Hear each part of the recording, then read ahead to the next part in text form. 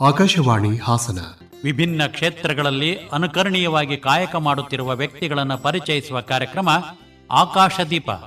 ಇಂದಿನ ಆಕಾಶದೀಪ ಕಾರ್ಯಕ್ರಮದಲ್ಲಿ ಯುವ ಉದ್ಯಮಿ ಹಾಸನ ತಾಲೂಕು ಆನೆಹಳ್ಳಿ ಗ್ರಾಮದ ಶಿವರಾಮ್ ಅವರೊಂದಿಗಿನ ಮಾತುಕತೆ. ಕೇಳುಗರೆ, ತಮ್ಮೆಲ್ಲರಿಗೂ ಕೂಡ ನಮಸ್ಕಾರ. ಇವತ್ತಿನ ಆಕಾಶದೀಪ ಕಾರ್ಯಕ್ರಮದ ಅಪರೂಪದ ಅತಿಥಿ ಹಾಸನ ತಾಲೂಕು ದುದ್ದಾ ಹೋಬಳಿಯ ಆನೆಹಳ್ಳಿ ಗ್ರಾಮದ ಸ್ವ ಉದ್ಯೋಗಿ AR ಶಿವರಾಮ್ ಅವರು.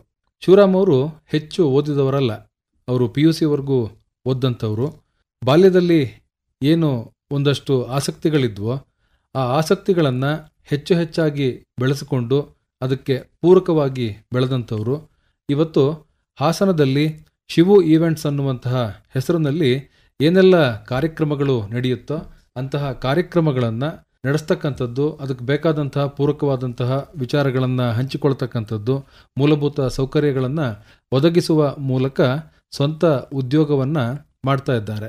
ಚೆನ್ನಾಗಿ ಓದಿ ಒಂದು ಹಂತಕ್ಕೆ ಬಂದಿದ್ರೂ ಕೂಡ ಇಷ್ಟು ನೆಮ್ಮದಿಯಾಗಿ ಇರಲಿಕ್ಕೆ ಸಾಧ್ಯ ಆಗ್ತಾ ಇರಲಿಲ್ಲ.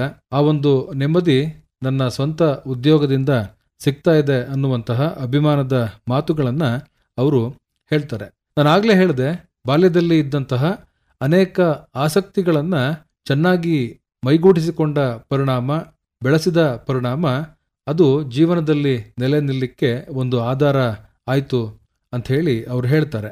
ಇವತ್ತಿಗೂ ಕೂಡ ಒಂದು ವರ್ಷದಲ್ಲಿ ಸುಮಾರು 50ರಿಂದ 60 ಮದುವೆ ಕಾರ್ಯಕ್ರಮಗಳಿಗೆ ಹಾಗೂ 10ರಿಂದ 20ರಷ್ಟು ಬೇರೆ ಬೇರೆ ತರಹದ ಕಾರ್ಯಕ್ರಮಗಳಿಗೆ ಇವರ ಸೇವೆಯನ್ನು ಬಳಕೆಯನ್ನು ಮಾಡಿಕೊಳ್ತಾ ಇದ್ದಾರೆ.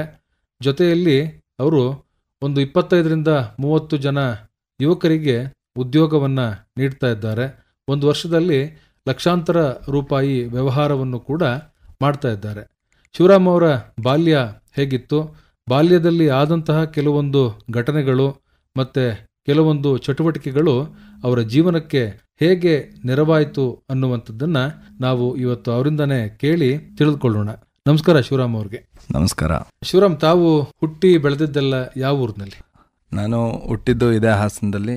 ನನ್ನ ಬೆಳವಣಿಗೆ ನೋಡ್ತಾ ಬಂತಂದರೆ ನನಗೆ ಇವತ್ತೂ ನಾನು ಒಬ್ಬನೇ ಕೂತು ಯೋಚನೆ ಮಾಡುವಾಗ ಇದು ನನ್ನ ಬದುಕೇನಾ, ನಾನು ಈಗೆಲ್ಲ ಇದ್ನ, ಇವತ್ತು ಈ ಥರ ಇದ್ದೀನಲ್ವಾ ಅನ್ನೋ ಎಷ್ಟೋ ಸಂಶಯ ನನ್ನೊಳಗೇನೆ ಕಾಡುತ್ತೆ. ಯಾಕೆಂತಂದರೆ ನನ್ನ ತುಂಟಾಟ ಬಾಲ್ಯದಲ್ಲಿ ವಿಪರೀತವಾದಂಥದ್ದು. ಅದನ್ನು ಇಡೀ ಊರು ಜನನೂ ಸಹಿಸಿಲ್ಲ ಅಂತ ನಾನು ಹೇಳಿದ್ರು ತಪ್ಪಾಗಲ್ಲ. ಎಲ್ಲ ಸಂಬಂಧಿಕರು ಕೂಡ ಬುದ್ಧಿ ಹೇಳೋರೇನೆ.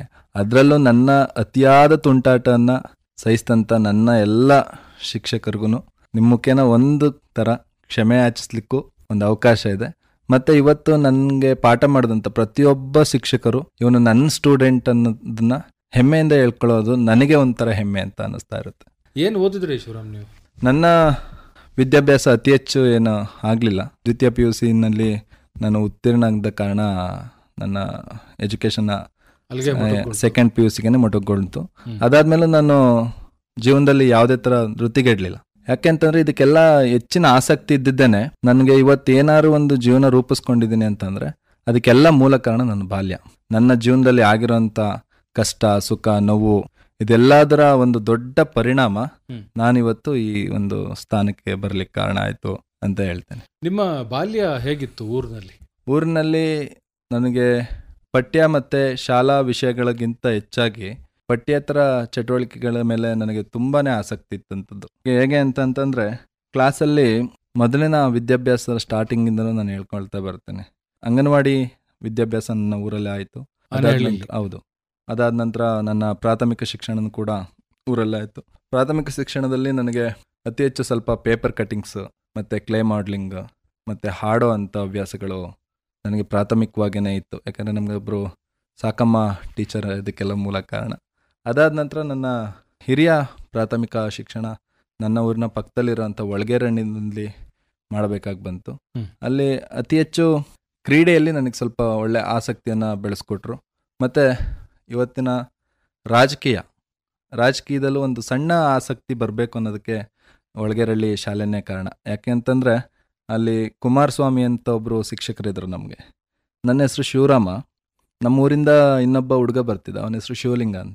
ಆವಾಗ ಹೇಗಿತ್ತಂತಂದರೆ ನಮ್ಮ ಕ್ಷೇತ್ರ ವಿಧಾನಸಭಾ ಕ್ಷೇತ್ರ ಗಣಸಿ ಕ್ಷೇತ್ರ ಆಗಿತ್ತು. ಅವಾಗ ಅಲ್ಲಿ ಪೈಪೋಟಿ ಇದ್ದಂಥದ್ದು ಶಿವರಾಮ್ ಮತ್ತು ಶಿವಲಿಂಗೇಗೌಡರಿಗೆ.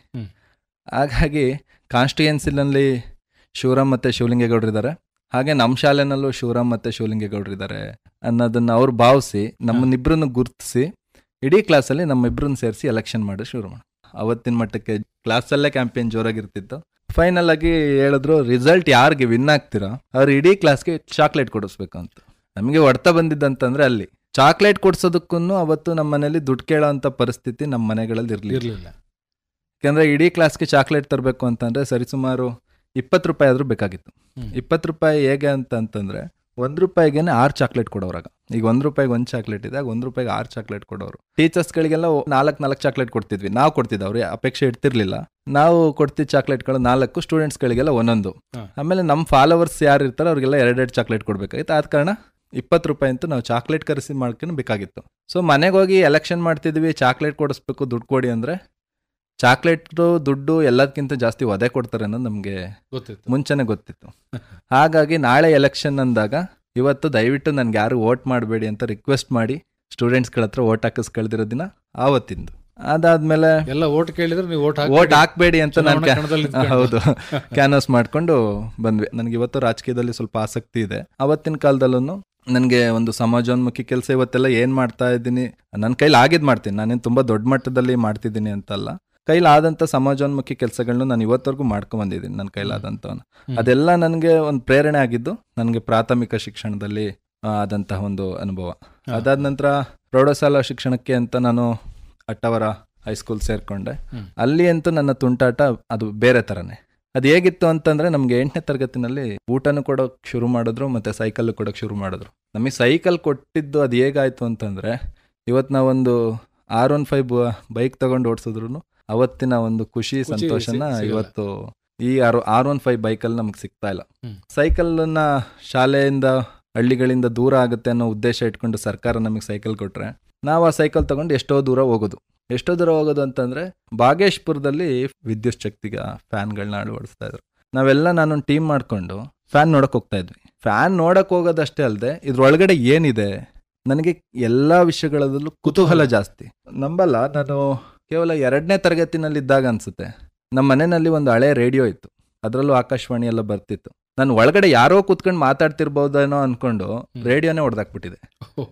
ಅಷ್ಟು ಆಸಕ್ತಿ ನನಗೆ. ಅದೆಲ್ಲ ಕಳೆದಾದ್ಮೇಲೆ ಈ ಒಂದು ಫ್ಯಾನ್ನ ಜೋಡಣೆ ಅದು ಹೆಂಗೆ ಜೋಡಿಸ್ತಾರೆ, ಕ್ರೇನ್ ಯಾವ ಥರ ಕೆಲಸ ಮಾಡುತ್ತೆ, ಏನು ಎಲ್ಲದನ್ನೆಲ್ಲ ನೋಡೋಕೆ ನನಗೆ ಆಸಕ್ತಿ ಜಾಸ್ತಿ ಇರೋದು. ಹಾಗಾಗಿ ನಾನು ಒಬ್ಬ ಹೋಗ್ಬೇಕಲ್ಲ ಅನ್ನೋಕ್ಕಿಂತ ಹೆಚ್ಚಾಗಿ ನನ್ನ ಜೊತೆ ಒಂದು ಟೀಮ್ ರೆಡಿ ಮಾಡ್ಕೊಂಡು ಹೋಗ್ಬಿಡ್ತಿದ್ದೆ. ಮತ್ತು ಮನೆಗೆ ಬಂತು, ರಜೆ ದಿನಗಳು ಬಂತು ಅಂದರೆ ಬರೀ ಸೈಕಲ್ ಹೊಡಿಯೋದೆ. ಎಲ್ಲಿವರೆಗೂ ಅಂದರೆ ಸರ್ಕಾರ ಕೊಟ್ಟಂಥ ಸೈಕಲ್ ತಯಾರಿಸೋದೋಗೋರ್ಗು. ಅದಾದಮೇಲೆ ದುಡ್ಡು ಕೇಳಿದ್ರೆ ಮನೇಲಿ ದುಡ್ಡು ಕೊಡ್ತಿರಲಿಲ್ಲ, ಯಾಕಂದರೆ ಸೈಕಲ್ ಇದ್ದರೆ ಮಾತ್ರ ಹೊಡಿಯೋದಲ್ವ ನೀನು. ಪಂಚರ್ ಆದರೆ ನಡ್ಕೊಂಡು ಹೋಗೋನವರು. ನಮ್ಮ ಮನೆಯಲ್ಲಿ ಕಷ್ಟ ತೋರಿಸ್ಬೇಕು ಅನ್ನೋಕ್ಕಿಂತ ಹೆಚ್ಚಾಗಿ ಒಂದು ಒಳ್ಳೆ ಉತ್ತಮವಾಗಿ ಬೆಳಿಬೇಕು, ಒಳ್ಳೆ ಬುದ್ಧಿ ಕಲಿಬೇಕು ಅನ್ನೋಕ್ಕೋಸ್ಕರ ತುಂಬ ಪನಿಷ್ ಮಾಡಿದ್ದಾರೆ. ಬಟ್ ಅದೇನೇ ಇವತ್ತು ಈ ಮಟ್ಟಕ್ಕೆ ಬರಲಿಕ್ಕೂ ಒಂದು ಕಾರಣ. ಓದೋದ್ರಲ್ಲಿ ಮುಂದಿದ್ರೆ ಹೇಗೆ? ಓದೋದ್ರಲ್ಲಿ ಯಾರಿಗೂ ಏನು ಕಮ್ಮಿ ಏನು ಇರಲಿಲ್ಲ. ಸೊ ಹಾಗಂತ ಎಲ್ಲರಿಗಿಂತ ಟಾಪಲ್ಲೂ ನಾನೇನಿರಲಿಲ್ಲ, ಬಟ್ ಚೆನ್ನಾಗಿರೇ ಓದ್ತಾ ಇದ್ದೆ. ಅದಾದಮೇಲೆ ನನಗೆ ಸ್ವಲ್ಪ ಸೈನ್ಸ್ ಯಾವುದೇ ವಿಷಯಗಳಿತ್ತು ಅಂತಂದ್ರೂ ನನಗೆ ಸ್ವಲ್ಪ ಅದ್ರ ಮೇಲೆ ಆಸಕ್ತಿ ಇರೋದು. ಸೊ ಅದನ್ನು ಗುರುತಿಸಿ ನಮ್ಮ ಅವತ್ತಿನ ವಿಜ್ಞಾನ ವಿಷಯದ ಶಿಕ್ಷಕರಂತಹ KC ಮಂಜುನಾಥ್ ಅವರು ಇಡೀ ಕ್ಲಾಸ್ಗೆ ಲೀಡರ್ ಮಾಡಿದ್ರು ನನ್ನನ್ನು, ಅದೊಂದು ಸಬ್ಜೆಕ್ಟ್ ವಿಷಯಕ್ಕೆ ಮಾತ್ರ. ಅದಾದಮೇಲೆ ನಿನ್ನ ಸ್ವಲ್ಪ ಕ್ಲೇ ಮಾಡಲಿಂಗ್ಸು ಮತ್ತು ರೆಕಾರ್ಡ್ಗಳನ್ನ ಎಲ್ಲ ಬರೀಲಿಕ್ಕೆ ಮತ್ತು ಬಯಾಲಜಿ ಇದ್ರ ಬಗ್ಗೆ ಎಲ್ಲ ತುಂಬ ನನ್ನೊಬ್ಬನ್ನ ಸ್ವಲ್ಪ ಪ್ರೆಷರ್ ಮಾಡಿ ಎನ್ಕರೇಜ್ ಮಾಡೋರು. ನೀನು ಇದನ್ನು ಮಾಡು, ನಿನ್ಗೆ ಇದ್ರಲ್ಲಿ ಆಸಕ್ತಿ ಇದೆ, ನೀನು ಇದನ್ನು ಚೆನ್ನಾಗಿ ಮಾಡ್ತೀಯ ಅಂತ ಪ್ರತಿಯೊಂದನ್ನು ಗುರುತಿಸೋರು. ಸೊ ಅದ್ರ ಪರಿಣಾಮನೇ ನಾನು ಕ್ಲಸ್ಟರ್ ಮಟ್ಟದಲ್ಲಿರ್ಬೋದು, ತಾಲೂಕು ಮಟ್ಟದಲ್ಲಿರ್ಬೋದು ಹಲವಾರು ಬಹುಮಾನಗಳು, ಸರಿಸುಮಾರು 3 ಸಲ ನನಗೆ ತಾಲೂಕು ಮಟ್ಟದಲ್ಲಿ ಕ್ಲೇ ಮಾಡ್ಲಿಂಗಲ್ಲಿ ಬಹುಮಾನಗಳು ನನಗೆ ಸಿಕ್ಕಿರೋದಿದೆ. ಹಾಗಾಗಿ ಮತ್ತೆ ಅವಾಗ ಏನು ಮಾಡ್ತಿದ್ರು, ನಮ್ಗಾಗ ರುದ್ರೇಶ್ ಅಂತ ಒಬ್ಬರು ಕ್ಲಾಸಲ್ಲಿ HM ಇದ್ರು. ಅವರು ಎಲ್ಲ ಮಕ್ಕಳನ್ನು ಹುಡ್ಕೋದ್ಕಿಂತ ಹೆಚ್ಚಾಗಿ ನನ್ನೊಬ್ಬನ ಮಾತ್ರ ಹುಡ್ಕೋರು. ಕ್ಲಾಸಲ್ಲಿ ಏನಾದ್ರು ಮಾಸ್ ಬಂಕ್ ಆಗಿದೆ, ಇನ್ನೊಂದಾಗಿದೆ ಅಂತಂದ್ರೆ ನಾನು ಒಬ್ಬ ಹೋದ್ರೆ ಕ್ಲಾಸಲ್ಲಿ ಆಲ್ಮೋಸ್ಟ್ ಎಲ್ಲ ಇರ್ತೀವಿ ಅನ್ನೋ ಭಾವನೆ ಅವ್ರದ್ದು. ಸೊ ಹಾಗಾಗಿ ಎಷ್ಟೋ ಸಲ ಓಪನ್ ಬಾವಿಗಳಿರ್ತಿತ್ತು ತೋಟದಲ್ಲಿ. ನಮ್ಗಾಗ ಈಜೊಡಿಯೋದೇ ಒಂದು ಆಸೆ. ಶನಿವಾರ ಆಯಿತು ಅಂತಂದರೆ ನನ್ನ ಬಗ್ಗೆ ವಿಶೇಷವಾದಂಥ ಕಾಳಜಿ ಇಟ್ಕೊಂಡಿದ್ರು ಅವರು. ಅದು ಹೇಳಲಿಕ್ಕೆ ಅಂದರೆ ಒಂಥರ ಗಾಡ್ ಫಾದರ್ ಅಂದ್ರೂ ತಪ್ಪಾಗ್ಲಿಕ್ಕಿಲ್ಲ. ನನಗಿವತ್ತು ಅವ್ರ ಬಗ್ಗೆ ಇಷ್ಟು ಅಭಿಮಾನ ಇರೋದು ಏನಕ್ಕೆ ಅಂತಂದರೆ, ಶನಿವಾರ ಕ್ಲಾಸ್ ಮುಗಿದ್ಮೇಲೆ ಯಾವುದೇ ಶಿಕ್ಷಕರಾದರೂ ಕೂಡ ಅವ್ರವ್ರ ಮನೆಗೆ ಹೋಗ್ತಾರೆ. ಆದರೆ ರುದ್ರೇಶ್ ಸರ್ ನಾನು ಯಾವ್ದಾದ್ರು ಬಾವಿಲಿ ಈಜೊಡಿಯೋಕೆ ಹೋಗಿದ್ದೀನಾ, ಇಲ್ಲ ಯಾವ್ದಾದ್ರು ಗಣಪತಿ ಬಿಡೋಕೆ ಹೋಗಿದ್ದೀನಾ ಅಂತ ವಿಶೇಷವಾಗಿ ನನ್ನ ಬಗ್ಗೆ ವಿಚಾರಿಸಿರೋರು. ಎಷ್ಟೋ ಸಲ ನಾನು ಯಾವ್ದಾದ್ರು ಫಂಕ್ಷನ್ ಇತ್ತು ಅಂದರೆ ಅಲ್ಲಿ ಊಟಕ್ಕೆ ಹೋಗ್ತಿದ್ವಿ ಹುಡುಗರೆಲ್ಲ, ಅಂದರೆ ಅಲ್ಲಿ ಊಟ ಇದೆ ಹೋಗೋಣ ಅನ್ನೋ ಥರ ನಮ್ದೊಂದು ಗ್ಯಾಂಗ್ ರೆಡಿ ಮಾಡ್ಕೊಂಡು ಊಟಕ್ಕೆ ಹೋಗ್ತಿದ್ವಿ. ಎಷ್ಟೋ ಸಲ ವಿಶೇಷವಾಗಿ ನನ್ನನ್ನು ಒಬ್ಬನ ಹುಡುಕೋ ಬಂದು ಬೈಕಲ್ಲಿ ಕರ್ಕೊಬಂದು ಕ್ಲಾಸಿಗೆ ಕೂರಿಸಿರೋ ದಿನಗಳು ಸುಮಾರಿದೆ, ಇದಾವೆ. ಇಷ್ಟೆಲ್ಲ ಕಾಳಜಿ ಮಾಡಿದ್ರು ಕೂಡ ನೀವು SLC ವರೆಗೂ ಕೂಡ ಹೋಗಲೇ ಇಲ್ಲ, ಯಾಕೆ? SLCಗೆ ಏನಕ್ಕೆ ಹೋಗ್ಲಿಲ್ಲ ಅನ್ನೋದಕ್ಕಿಂತ ಹಿಂದೆ ಅದರಿಂದ ಮತ್ತೊಂದು ರೋಚಕವಾದ ಕತೆ ಇದೆ.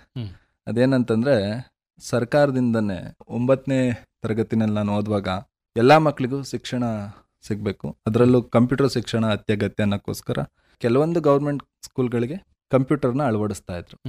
ನಾವು 9ನೇ ತರಗತಿ ಓದುವಾಗ ಏನಾಯಿತು, ನಮ್ಮ ಸಮಾಜ ವಿಜ್ಞಾನ ಶಿಕ್ಷಕಿಯಾದಂತಹ ಗಿರಿಜಾ ಮೇಡಮ್ ಅವ್ರು ಇದ್ರಾಗ, ಅವರು ನಮಗೆ ಕಟ್ಟುನಿಟ್ಟಾಗಿ ಹೇಳ್ಬಿಟ್ಟಿದ್ರು.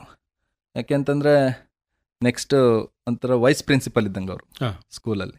ಸೊ ಅವರು ನಮಗೆ ಫುಲ್ ಸ್ಟ್ರಿಕ್ಟಾಗಿ ಹೇಳ್ಬಿಟ್ಟಿದ್ರು, ನೀವು ಯಾರು 9ನೇ ತರಗತಿ ಕಂಪ್ಯೂಟರ್ ಶಿಕ್ಷಣಕ್ಕೆ ಬರಲ್ವೋ, ಬೇಸಿಗೆ ರಜದಲ್ಲಿದ್ದಂಥ ಕಾರಣ ನೀವು ಬಂದಿಲ್ಲ ಅಂತಾರೆ ನಾವು ನಿಮ್ಮನ್ನು ಫೇಲ್ ಮಾಡ್ತೀವಿ, ಮತ್ತು TC ಕೊಡೋ ಚಾನ್ಸಸ್ಗಳು ಇರುತ್ತೆ ಅನ್ನೋ ಥರ. ಹಾಗೆ ನಾನೇನು ಮಾಡಿದೆ, ನನಗೆ ಸ್ವಲ್ಪ ಆಟ ಆಡೋದ್ರ ಮೇಲೇ ಆಸಕ್ತಿ ಜಾಸ್ತಿ ಇರೋದ್ರಿಂದ ನಾನು ಕಂಪ್ಯೂಟರ್ ಶಿಕ್ಷಣ ತೊಗೊಳ್ಳಿಕ್ಕೆ ಹೋಗಲಿಲ್ಲ. ಅದಾದ ನಂತರ ನಾನು ಅಜ್ಜಿ ಮನೆಗೆ ಬೇಲೂರು ಹತ್ರ ನಮ್ಮ ಅಜ್ಜಿ ಮನೆ ಇರೋದ್ರಿಂದ ನಾನು ಅಜ್ಜಿ ಮನೆಯಲ್ಲಿ ಜಾಸ್ತಿ ರಜಾ ದಿನಗಳನ್ನ ಕಳೀತಾ ಇದ್ದೆ. ಸೊ ಏನೋ ಒಂದು ಆಸೆ, ಅಜ್ಜಿ ಮನೆ ಅಂದರೆ ನಮಗೊಂದು ಪ್ರಪಂಚ ಅದು. ಸೊ ಹಾಗಾಗಿ ಅಜ್ಜಿ ಮನೆಗೆ ಹೋದಂಥ ಟೈಮಲ್ಲಿ ವಾಪಸ್ ಕ್ಲಾಸ್ ಶುರುವಾಯಿತು. ಬಂದಾಗ ನೀನು ಕಂಪ್ಯೂಟರ್ ಕ್ಲಾಸಿಗೆ ಬಂದಿಲ್ಲ, ನಿನ್ನ ಮತ್ತೆ 9ರಲ್ಲೇ ಕೂರಿಸ್ತೀವಿ, ಇಲ್ಲ TC ಕೊಡ್ತೀವಿ ತಗೊಂಡು. ನನಗೆ ಸ್ವಲ್ಪ ಆವಾಗ ತುಂಬ ಆ್ಯಟಿಟ್ಯೂಡ್ ಇತ್ತು. ಆ್ಯಟಿಟ್ಯೂಡ್ ಅಂತಂದರೆ ಇವ್ರು ಹೇಳೋದನ್ನು ನಾನು ಯಾಕೆ ಕೇಳಬೇಕು, ನಾನೇನು ಮಾಡೋಣ ಅನ್ನೋ ಒಂದು ಆ್ಯಟಿಟ್ಯೂಡ್ ಅದು. ಆಮೇಲೆ ಕೊಡಿ ನನಗೆ TC, ನಾನು ಬೇರೆ ಸ್ಕೂಲ್ಗೆ ಹೋಗ್ತೀನಿ ಅಂತ ಸ್ವಲ್ಪ ಆ್ಯಟಿಟ್ಯೂಡೆಲ್ಲ ಮಾತಾಡಿದೆ. ಅವ್ರೇನು ಅಂದ್ಕೊಂಡ್ರು ಅಂದರೆ, ಅಟ್ಲೀಸ್ಟ್ ಹಿಂಗಾರು ಹೇಳಿದ್ರೆ ಸಾರಿ ಕೇಳಾದ್ರೂ ಕ್ಲಾಸ್ ಕಂಟಿನ್ಯೂ ಮಾಡ್ತಾನೆ, ನಾವು ಇನ್ನು ಮತ್ತೆ SSLC ಕಳ್ಸೋಣ ನಮ್ಮ ಮನಸ್ಸಲ್ಲಿದ್ದ ಭಾವನೆ ಅವರಿಗೆ. ಆದರೆ ನನ್ನ ಆ್ಯಟಿಟ್ಯೂಡ್ ನೋಡಿ ಅವ್ರಿಗೂ ಬೇಜಾರಾಗಿ ತಗೊಂಡೋಗಿ ನೀನು TCನ ಅಂತ ಕೊಟ್ಟರೆ ಮತ್ತೆ TC ಕೊಟ್ಟರು. ನಾನು ಮತ್ತೆ ಅದೇ TC ತಗೊಂಡು ಜನತಾ ಹೈಸ್ಕೂಲ್ ಎರ್ಗೂಗೆ ಹೋದೆ. ಜನತಾ ಹೈಸ್ಕೂಲಲ್ಲಿ ಎರ್ಗೂಗೆ ಹೋದಾಗ ನಾನು ಸ್ವಲ್ಪ ಪರಿಚಿತ ಆಗ್ಬಿಟ್ಟಿದೆ. ಯಾಕೆಂದರೆ ಕ್ರೀಡೆ ಮತ್ತು ಕ್ಲೇ ಮಾಡ್ಲಿಂಗ್, ಪೇಂಟಿಂಗ್ ಇದೆಲ್ಲ ನನ್ನಲ್ಲಿ ಇದ್ದಿದ್ದರಿಂದ ನಾನು ಆಲ್ರೆಡಿ ನಾನು ಯಾರು ಅನ್ನೋದು ಆ ಸ್ಕೂಲ ಎಲ್ಲ ಶಿಕ್ಷಕರಿಗಾಗಲಿ ಮತ್ತು ಅಲ್ಲಿ ಓದ್ತಿದ್ದಂಥ ಎಲ್ಲ ಹುಡುಗರುಗಳಿಗೂ ನಾನು ಯಾರು ಅನ್ನೋದು ಗೊತ್ತಾಗುತ್ತೆ. ನಾವು ಆದ್ಮೇಲೆ ನಮಗೆ ಅಲ್ಲಿ ಸ್ವಲ್ಪ ಒಳ್ಳೆ ರೆಸ್ಪಾನ್ಸ್ ಇತ್ತು ಹುಡುಗರ ಕಡೆಯಿಂದನೂ. ಮತ್ತು ಓ ಶಿವರಾಮ್ ನೀನು ಬಾರಪ್ಪ ಅಂತಂದು ಏನು ಅಂತ ಎಲ್ಲ ಮಾತಾಡಿ ಮತ್ತು ಅಲ್ಲಿ ಅಡ್ಮಿಷನ್ ಕೊಟ್ಟರು. ಮತ್ತು ಅದೇ 9th ಸ್ಟ್ಯಾಂಡರ್ಡಿಗೆ ತೊಗೊಂಡ್ರು. ಅದಾಗಿ ಅಲ್ಲೂ ಕೂಡ ಚೆನ್ನಾಗಿ ಓದ್ಕೊಂಡಿದ್ದೆ. ಅದಾದ ನಂತರ ಒಂದು ರಜೆ ದಿನ ಬಂದಾಗ ನಮ್ಮ ತಂದೆ ಹಸುಗಳಿಗೆಲ್ಲ ಮೇವು ತಗೊಂಬ, ನಾನು ಸ್ವಲ್ಪ ಇರಲ್ಲ ಮನೇಲಿ ಅಂತ ಹೇಳ್ಬಿಟ್ಟು. ಯಾಕಂದ್ರೆ ನಮ್ಮ ಹತ್ರ ಆಲ್ರೆಡಿ 8ನೇ ತರಗತಿನಲ್ಲಿ ಸೈಕಲ್ ಕೊಟ್ಟಿದ್ರು, ಆ ಸೈಕಲ್ನಲ್ಲಿ ತಂದು ಹಾಕ್ಬೇಕಾಗಿತ್ತು. ಅವತ್ತು ಇಡೀ ದಿನ ನಾನು ಬುಗುರಿ ಮತ್ತು ಗೋಲಿ ಆಡೋದ್ರಲ್ಲಿ ಮುಳುಗೋಗ್ಬಿಟ್ಟಿದ್ದೀನಿ, ಮರ್ತು ಬಿಟ್ಟಿದ್ದೀನಿ. ಅದಾದ್ಮೇಲೆ ನಂತರ ಏನಾಯಿತು, ನಮ್ಮ ದೊಡ್ಡಪ್ಪ ಅವರೆಲ್ಲ ನಾನು ಸ್ವಲ್ಪ ವಹಿಸ್ಕೊಳ್ಳೋರು. ಯಾವಾಗಲೂ ನಮ್ಮಪ್ಪ ಹೊಡಿತಾರೆ ಅಂತಾರೆ, ನಮ್ಮ ದೊಡ್ಡಪ್ಪ ಸ್ವಲ್ಪ ಬಿಡು ಹೊಡಿಬೇಡ, ಅವನೇ ಸ್ವಲ್ಪ ಮುಂದೆ ಒಳ್ಳೆವನಾಗ್ತಾನೆ ಅನ್ನೋ ಥರ ವಹಿಸ್ಕೊಳ್ಳೋರು. ಅವತ್ತು ನಮ್ಮ ದೊಡ್ಡಪ್ಪನ ಚಿಕ್ಕಪ್ಪನೊಬ್ರು ಬಂದ್ಬಿಟ್ಟು, ನಿಮ್ಮಪ್ಪ ಬೆಳಗ್ಗೆಯಿಂದ ಹುಡುಕ್ತಿದ್ದ ನೀನು ಸಿಕ್ಕಿಲ್ಲ, ಈಗ ಸಿಕ್ಕಿದ್ರೆ ಮಾತ್ರ ನಿನ್ನ ಬದುಕಕ್ಕೂ ಬಿಡಲ್ಲ, ಅಷ್ಟು ಹೊಡೆದಾಕ್ಬಿಡ್ತಾನೆ ಅಂತ. ನಮ್ಮ ತಂದೆನೂ ಅಷ್ಟೇ ಹೊಡೆಯೋರು, ನಮಗೆ ಕೈಯಲ್ಲಿ ಏನು ಸಿಗುತ್ತೆ ಅದೇ ತಗೊಂಡು ಹೊಡೆಯೋರು. ನಾನು ಅವತ್ತು ಫುಲ್ ಎದ್ರಕೊಂಬಿಟ್ಟು ಮನೆ ಬಿಟ್ಟು ಹೋಗೋ ನಿರ್ಧಾರನ ಮಾಡಿಬಿಟ್ಟೆ. ಅದಾದ ನಂತರ ಹಿಂಗೆ ಸಂಜೆ ಟೈಮೇ ನಮ್ಮೂರಿಂದ ಒಂದು ಸುಮಾರು ಒಂದು 12 ಕಿಲೋಮೀಟ್ರ್ ದೂರ ಸಾತೇನಹಳ್ಳಿ ಅನ್ನೋ ಒಂದು ಊರಿದೆ. ಆ ಊರವರೆಗೂ ನಡ್ಕೊಂಡು ಹೋಗಿ ಅಲ್ಲಿ ಒಂದು ಆಟೋದವ್ರ ಹತ್ರ ರಿಕ್ವೆಸ್ಟ್ ಮಾಡಿಕೊಂಡು ಚಂದ್ರಪಟ್ಟಣಕ್ಕೆ ಡ್ರಾಪ್ ತೊಗೊಂಡು ಅಲ್ಲೇ ಒಂದು ಬೇಕ್ರಿನಲ್ಲಿ ಕೆಲ್ಸಕ್ಕೆ ಸೇರಿಕೊಂಡೆ. ಎಷ್ಟು ವಯಸ್ಸು ಅವಾಗ ನಿಮಗೆ? ಅವಾಗ ನನಗೆ 15 ವರ್ಷ ಆಗಿತ್ತು. 15 ವರ್ಷ SLCಗೆ ಹೋಗ್ಬೇಕಿತ್ತು ನೀವು? ಹೌದು, 15 ವರ್ಷ ಇದ್ದಂಥ ಟೈಮಲ್ಲಿ ಅಲ್ಲಿ ಹೋಗಿ ಕೆಲ್ಸಕ್ಕೆ ಸೇರಿಕೊಂಡೆ. ಸ್ವಲ್ಪ ದಿನ ಬೇಕ್ರಿನಲ್ಲಿ. ಆಗ ನನಗೆ ಪರ್ಟಿಕ್ಯುಲರ್ ಇದೇ ಕೆಲಸ ಮಾಡಬೇಕು ಅನ್ನೋ ರೂಲ್ ಇರಲಿಲ್ಲ. ಆಲೋಚನೆಗಿಂತ ನನ್ನಲ್ಲಿ ನನಗೊಂದು ರೂಲ್ಸ್ ಇಲ್ಲ. ಆಗ ಇದನ್ನೇ ನಾನು ಪರ್ಟಿಕ್ಯುಲರ್ ಆಗಿ ಮಾಡ್ಕೊಂಡು ಹೋಗ್ಬೇಕು ಅನ್ನೋದು. ಏನು ಸಿಗುತ್ತೆ ಆ ಕೆಲಸ. ಒಂದು ತಿಂಗಳು ಬೇಕ್ರಿನಲ್ಲಿ ಮಾಡ್ಬೋದು, ಇನ್ನೊಂದು ತಿಂಗಳು ಟೀ ಶಾಪಲ್ಲಿ ಮಾಡ್ಬೋದು, ಇನ್ನೊಂದು ತಿಂಗಳು ಯಾವುದೋ ಒಂದು ಮೊಟ್ಟೆ ಶಾಪಲ್ಲಿ ಬೇಕಾದ್ರೂ ಮಾಡ್ಬೋದು. ಹಿಂಗೆ ನನಗೇನು ಊಟ ಬಟ್ಟೆ ಮಲ್ಗಕ್ಕೆ ಒಂದಿಷ್ಟು ಜಾಗ ಅಷ್ಟು ಸಿಕ್ಕರೆ ಸಾಕು. ನನ್ನ ಜೀವನದಲ್ಲಿ ಅತಿ ಹೆಚ್ಚು ಕಷ್ಟಕರವಾದಂಥ ದಿನಗಳನ್ನ ಕಳೆದಿರೋದು, ಎಷ್ಟೋ ದಿನ ಊಟಗಳನ್ನ ಬಿಟ್ಟಿರೋದು ಆ ಸಂದರ್ಭದಲ್ಲೇ. ಅವಾಗ ತುಂಬ ನೆನಪಾಗ್ತಿತ್ತು ಮನೆ. ಬಟ್ ಮನೆಗೆ ಬಂದರೆ ಭಯ ಏನಂದರೆ, ಮೇವು ತಂದಿಲ್ಲ ಅಂತಾನೆ ಅಷ್ಟು ಹೊಡಿಯೋರು, ಇನ್ನು ಮನೆ ಬಿಟ್ಟು ಹೋಗಿದ್ದೀನಿ ಅಂದರೆ ಇನ್ನೆಷ್ಟು ಹೊಡಿಬೋದು, ಮನೆಗೆ ಹೊಡಿತಾರೆ ಅಂತ ಹೊಡೆತಕ್ಕೆ ಎದ್ರುಕೊಂಡು ನಾನು ಮನೆಗೆ ಸುಮಾರು 1 ವರ್ಷ 2 ತಿಂಗಳು ನಾನು ಮನೆಗೆ ಹೋಗಲೇ ಇಲ್ಲ. ಎಲ್ಲಿ ಜೀವನ ಮಾಡಿದ್ರಿ ಮತ್ತೆ? ಹೀಗೇನೆ ಒಂದು ಶಾಪಲ್ಲಿ ಹೇಳ್ದಂಗೆ ಬೇಕ್ರಿನಲ್ಲಿ ಕೆಲಸ ಮಾಡಿದ್ರೆ ಒಂದು ಊಟ ಬಟ್ಟೆಗೆ ಅವ್ರು ಎಷ್ಟು ಕೊಡ್ತಾರೆ ದುಡ್ಡು ಇಷ್ಟೇ ಕೊಡಬೇಕು ಅನ್ನೋದು ನಮಗೇನಿರಲಿಲ್ಲ.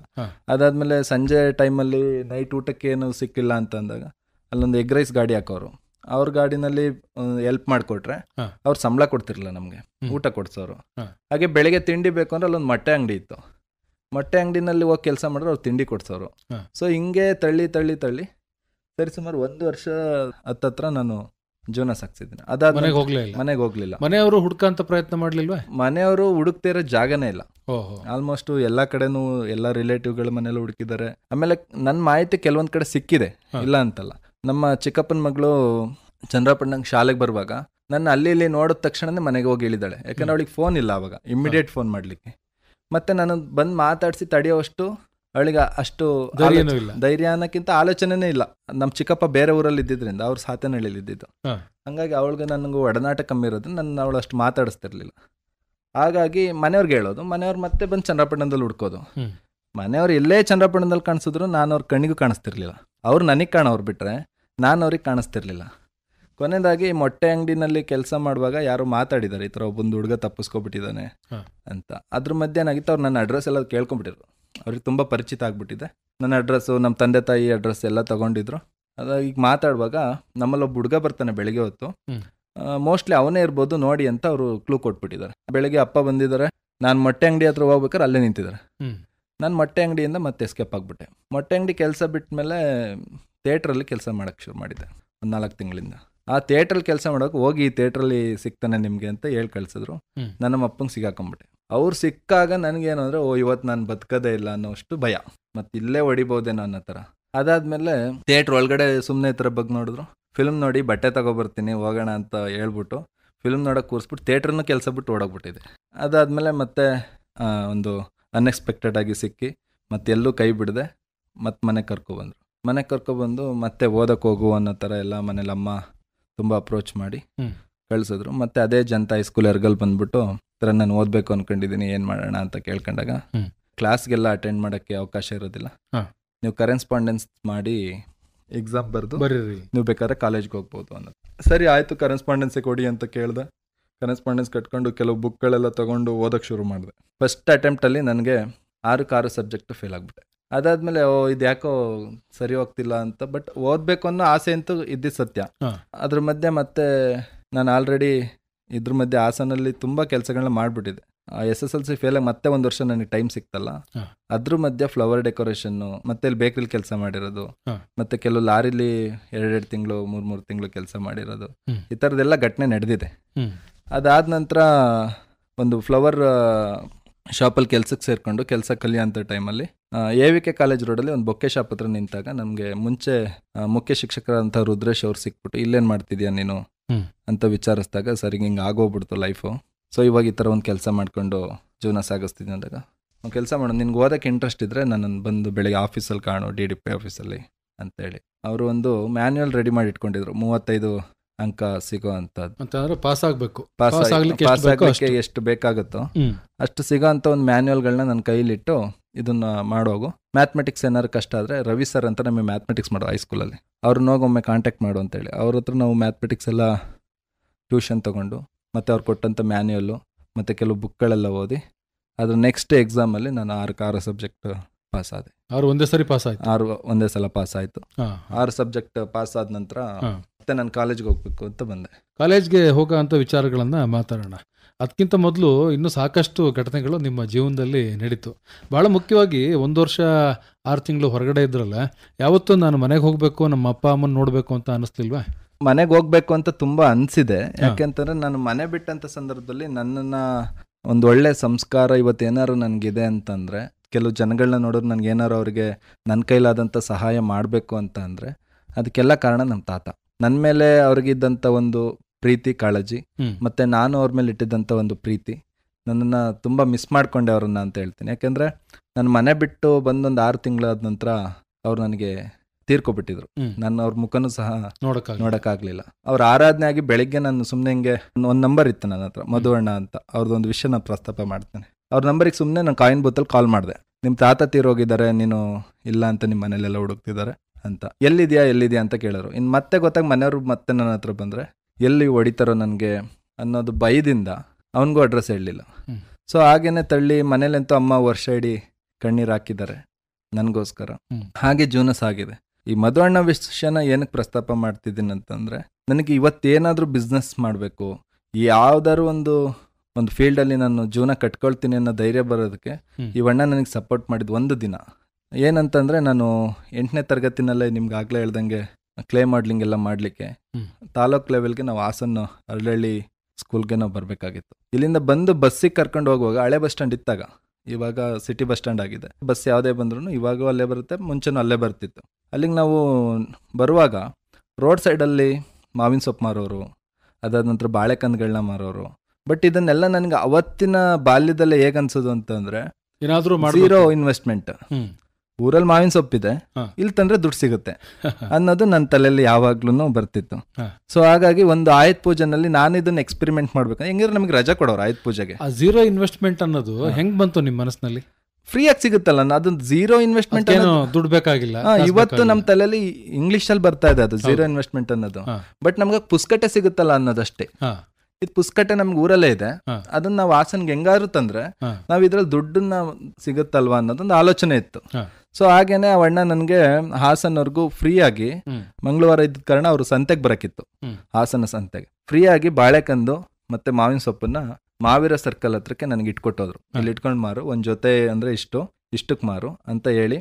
ಆಮೇಲೆ ನನ್ನ ಹತ್ರ ದುಡ್ಡಿಲ್ಲ, ತಿಂಡಿ ತಿನ್ಕೊಂತ 20 ರೂಪಾಯಿ ದುಡ್ಡು ಅವರೇ ಕೊಟ್ಟೋಗ್ಬಿಟ್ಟಿದ್ರು. ಸೊ ಹಾಗಾಗಿ ಅದೊಂದು ಅವಿಸ್ಮರಣೀಯ ನನಗೆ. ಯಾವ ಅದಕ್ಕೇನು ಅಡ್ಡಿ ಇರಲಿಲ್ಲ. ಮನೆಯಲ್ಲಿ ಗೊತ್ತಾದ್ರೂ ಹೊಡೆದಾಕ್ಬಿಡ್ತಾರೆ, ಮನೆಯವ್ರಿಗೂ ಗೊತ್ತಾಗಂಗಿಲ್ಲ, ಮನೆಯವರಿಂದ ಅವ್ರಿಗೆ ಹೇಳ್ದೇನೆ ಮಾಡ್ತಿದ್ದಂಥದ್ದು. ಅದಾದ್ಮೇಲೆ ಅದು ಬಾಳೆಕಂದು ಮಾವಿನ ಸೊಪ್ಪು ಎಲ್ಲ ತಂದು ಇಟ್ಕೊಂಡ್ ಮಾರಿ ಇವತ್ತು ಕೇಳೋದಕ್ಕೆ ಸ್ವಲ್ಪ ಹಾಸ್ಯಾಸ್ಪದ ಆಗ್ಬೋದು, ಬಟ್ ಅದು ನನ್ನ ಜೀವನದಲ್ಲಿ ಅತಿ ಮುಖ್ಯವಾದ ಘಟನೆ ಅಂತ ನಾನು ಭಾವಿಸಿದ್ದೇನೆ. ಅಲ್ಲಿ ತುಂಬಾ ದೊಡ್ಡ ಅನುಭವ ಆಯ್ತಲ್ವ ನಿಮ್ಗೆ? ಖಂಡಿತ.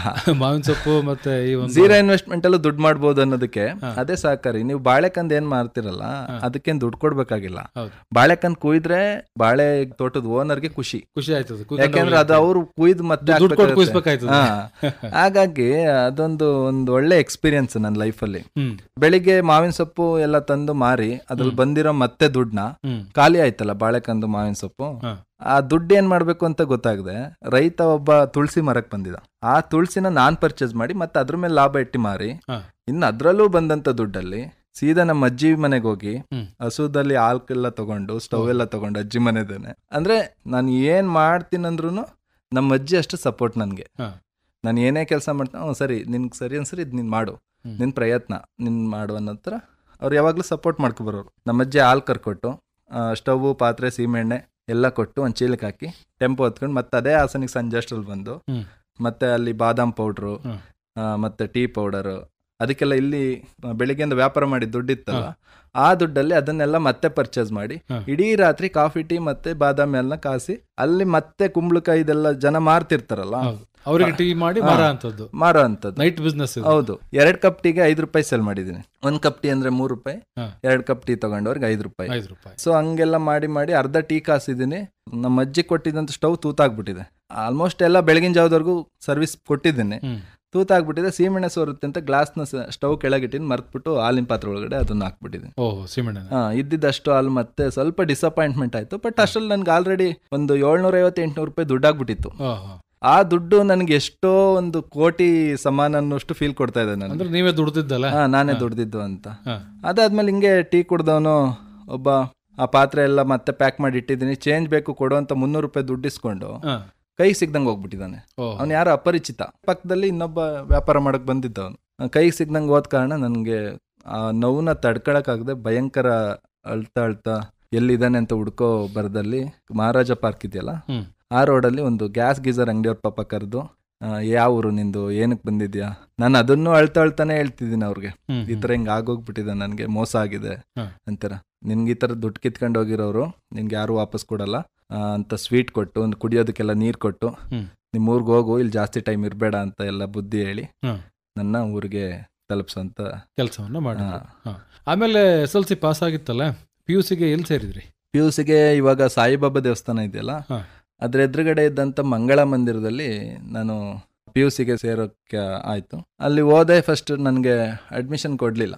ನನಗೆ ಸೈನ್ಸ್ ಮೇಲೆ ಇದ್ದಂಥ ಆಸಕ್ತಿ, ಆವಾಗಲೇ ಹೇಳಿದೆ. ನಾನು ಸೈನ್ಸೇ ಮಾಡಬೇಕು ಅನ್ನೋ ಆಸೆ ನನಗೆ.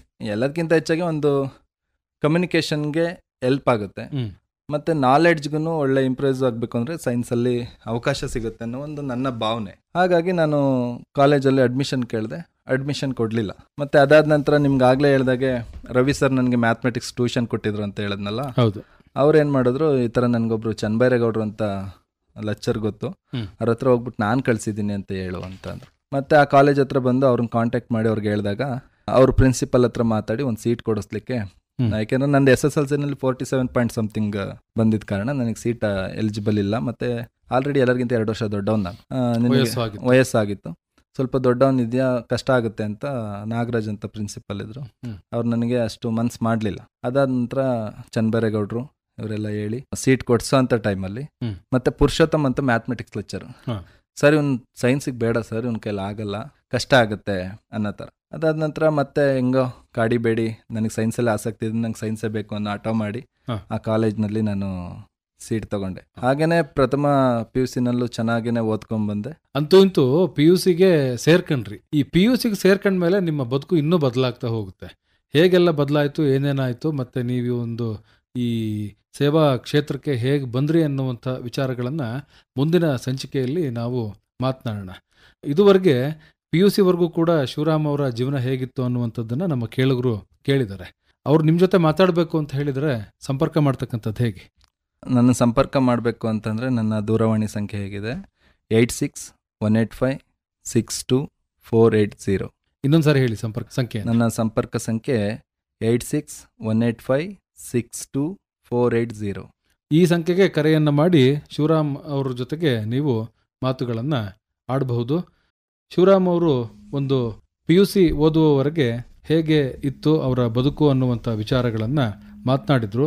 ನಿಜವಾದಂತಹ ಬದುಕು ಪ್ರಾರಂಭವಾಗಿದ್ದು PUCಯ ನಂತರ. PUCಯ ನಂತರ ಏನೆಲ್ಲ ಆಯಿತು, ಅವ್ರಿಗೆ ಬದುಕಿಗೆ ಹೇಗೆ ಒಂದು ತಿರುವು ಸಿಕ್ತು ಅನ್ನುವಂಥದ್ದನ್ನು ಈ ಒಂದು ಸಂಚಿಕೆಯಲ್ಲಿ ನಾವು ಆಲಿಸಿಕೊಳ್ಳೋಣ. ಬಾಲ್ಯದಲ್ಲಿ ಬಹಳ ತುಂಟಾಟ ಮಾಡ್ತಾ ಇದ್ದೆ ಅಂತೇಳಿ ಹೇಳಿದ್ರಿ. ಅದಕ್ಕೆ ಅದನ್ನು ಬದಲಾವಣೆ ಮಾಡುವ ನಿಟ್ಟಿನಲ್ಲಿ, ನಿಮ್ಮನ್ನು ದಾರಿಗೆ ತರ್ತಕ್ಕಂಥ ನಿಟ್ಟಿನಲ್ಲಿ ತಂದೆ ತಾಯಿಗಳು ಕೂಡ ತಿಳಿ ಹೇಳ್ತಾ ಇದ್ರು, ನಿಮ್ಮ ಶಿಕ್ಷಕರು ತಿಳಿ ಹೇಳ್ತಾ ಇದ್ರು, ಕಾಲೇಜಿಗೆ ಬಂದ ಮೇಲೆ ನಿಮ್ಮ ಅಧ್ಯಾಪಕರು ಏನಿದ್ರು ಅವರು ಕೂಡ ತಿಳಿಯನ್ನು ಹೇಳ್ತಾ ಇದ್ರು. ಆದರೆ ನೀವು ಅದು ಯಾವುದನ್ನು ಕೂಡ ಲೆಕ್ಕಕ್ಕೆ ತಾಳ್ತಾ ಇರಲಿಲ್ಲ. ಯಾಕೆ? ಅಂದರೆ ಯಾವುದೇ ಶಿಕ್ಷಕರಿಗೂ ಅವಮಾನ ಆಗೋ ರೀತಿನಲ್ಲಿ ನಾನು ಯಾವತ್ತೂ ಎಲ್ಲೂ ಇಟ್ಕೊಂಡಿಲ್ಲ. ಒಂದು ಉತ್ತಮವಾದ ಸಂಸ್ಕಾರವನ್ನು ಇಟ್ಕೊಂಡು ಅವ್ರ ಜೊತೆ ವರ್ತಿಸಿದ್ದೀನಿ. ನನ್ನಿಂದ ಯಾವುದೇ ಶಿಕ್ಷಕರಿಗೂ ಏನು ನೋವಾಗಿಲ್ಲ ಅನ್ನೋದು ನನ್ನ ಭಾವನೆ. ಮತ್ತು ಏನಾದ್ರು ಒಂದು ಆಗಿದ್ರೆ ಶಿಕ್ಷಕರು ಅಂದರೆ ತುಂಬ ಗೌರವ ಕೊಡ್ತೀನಿ.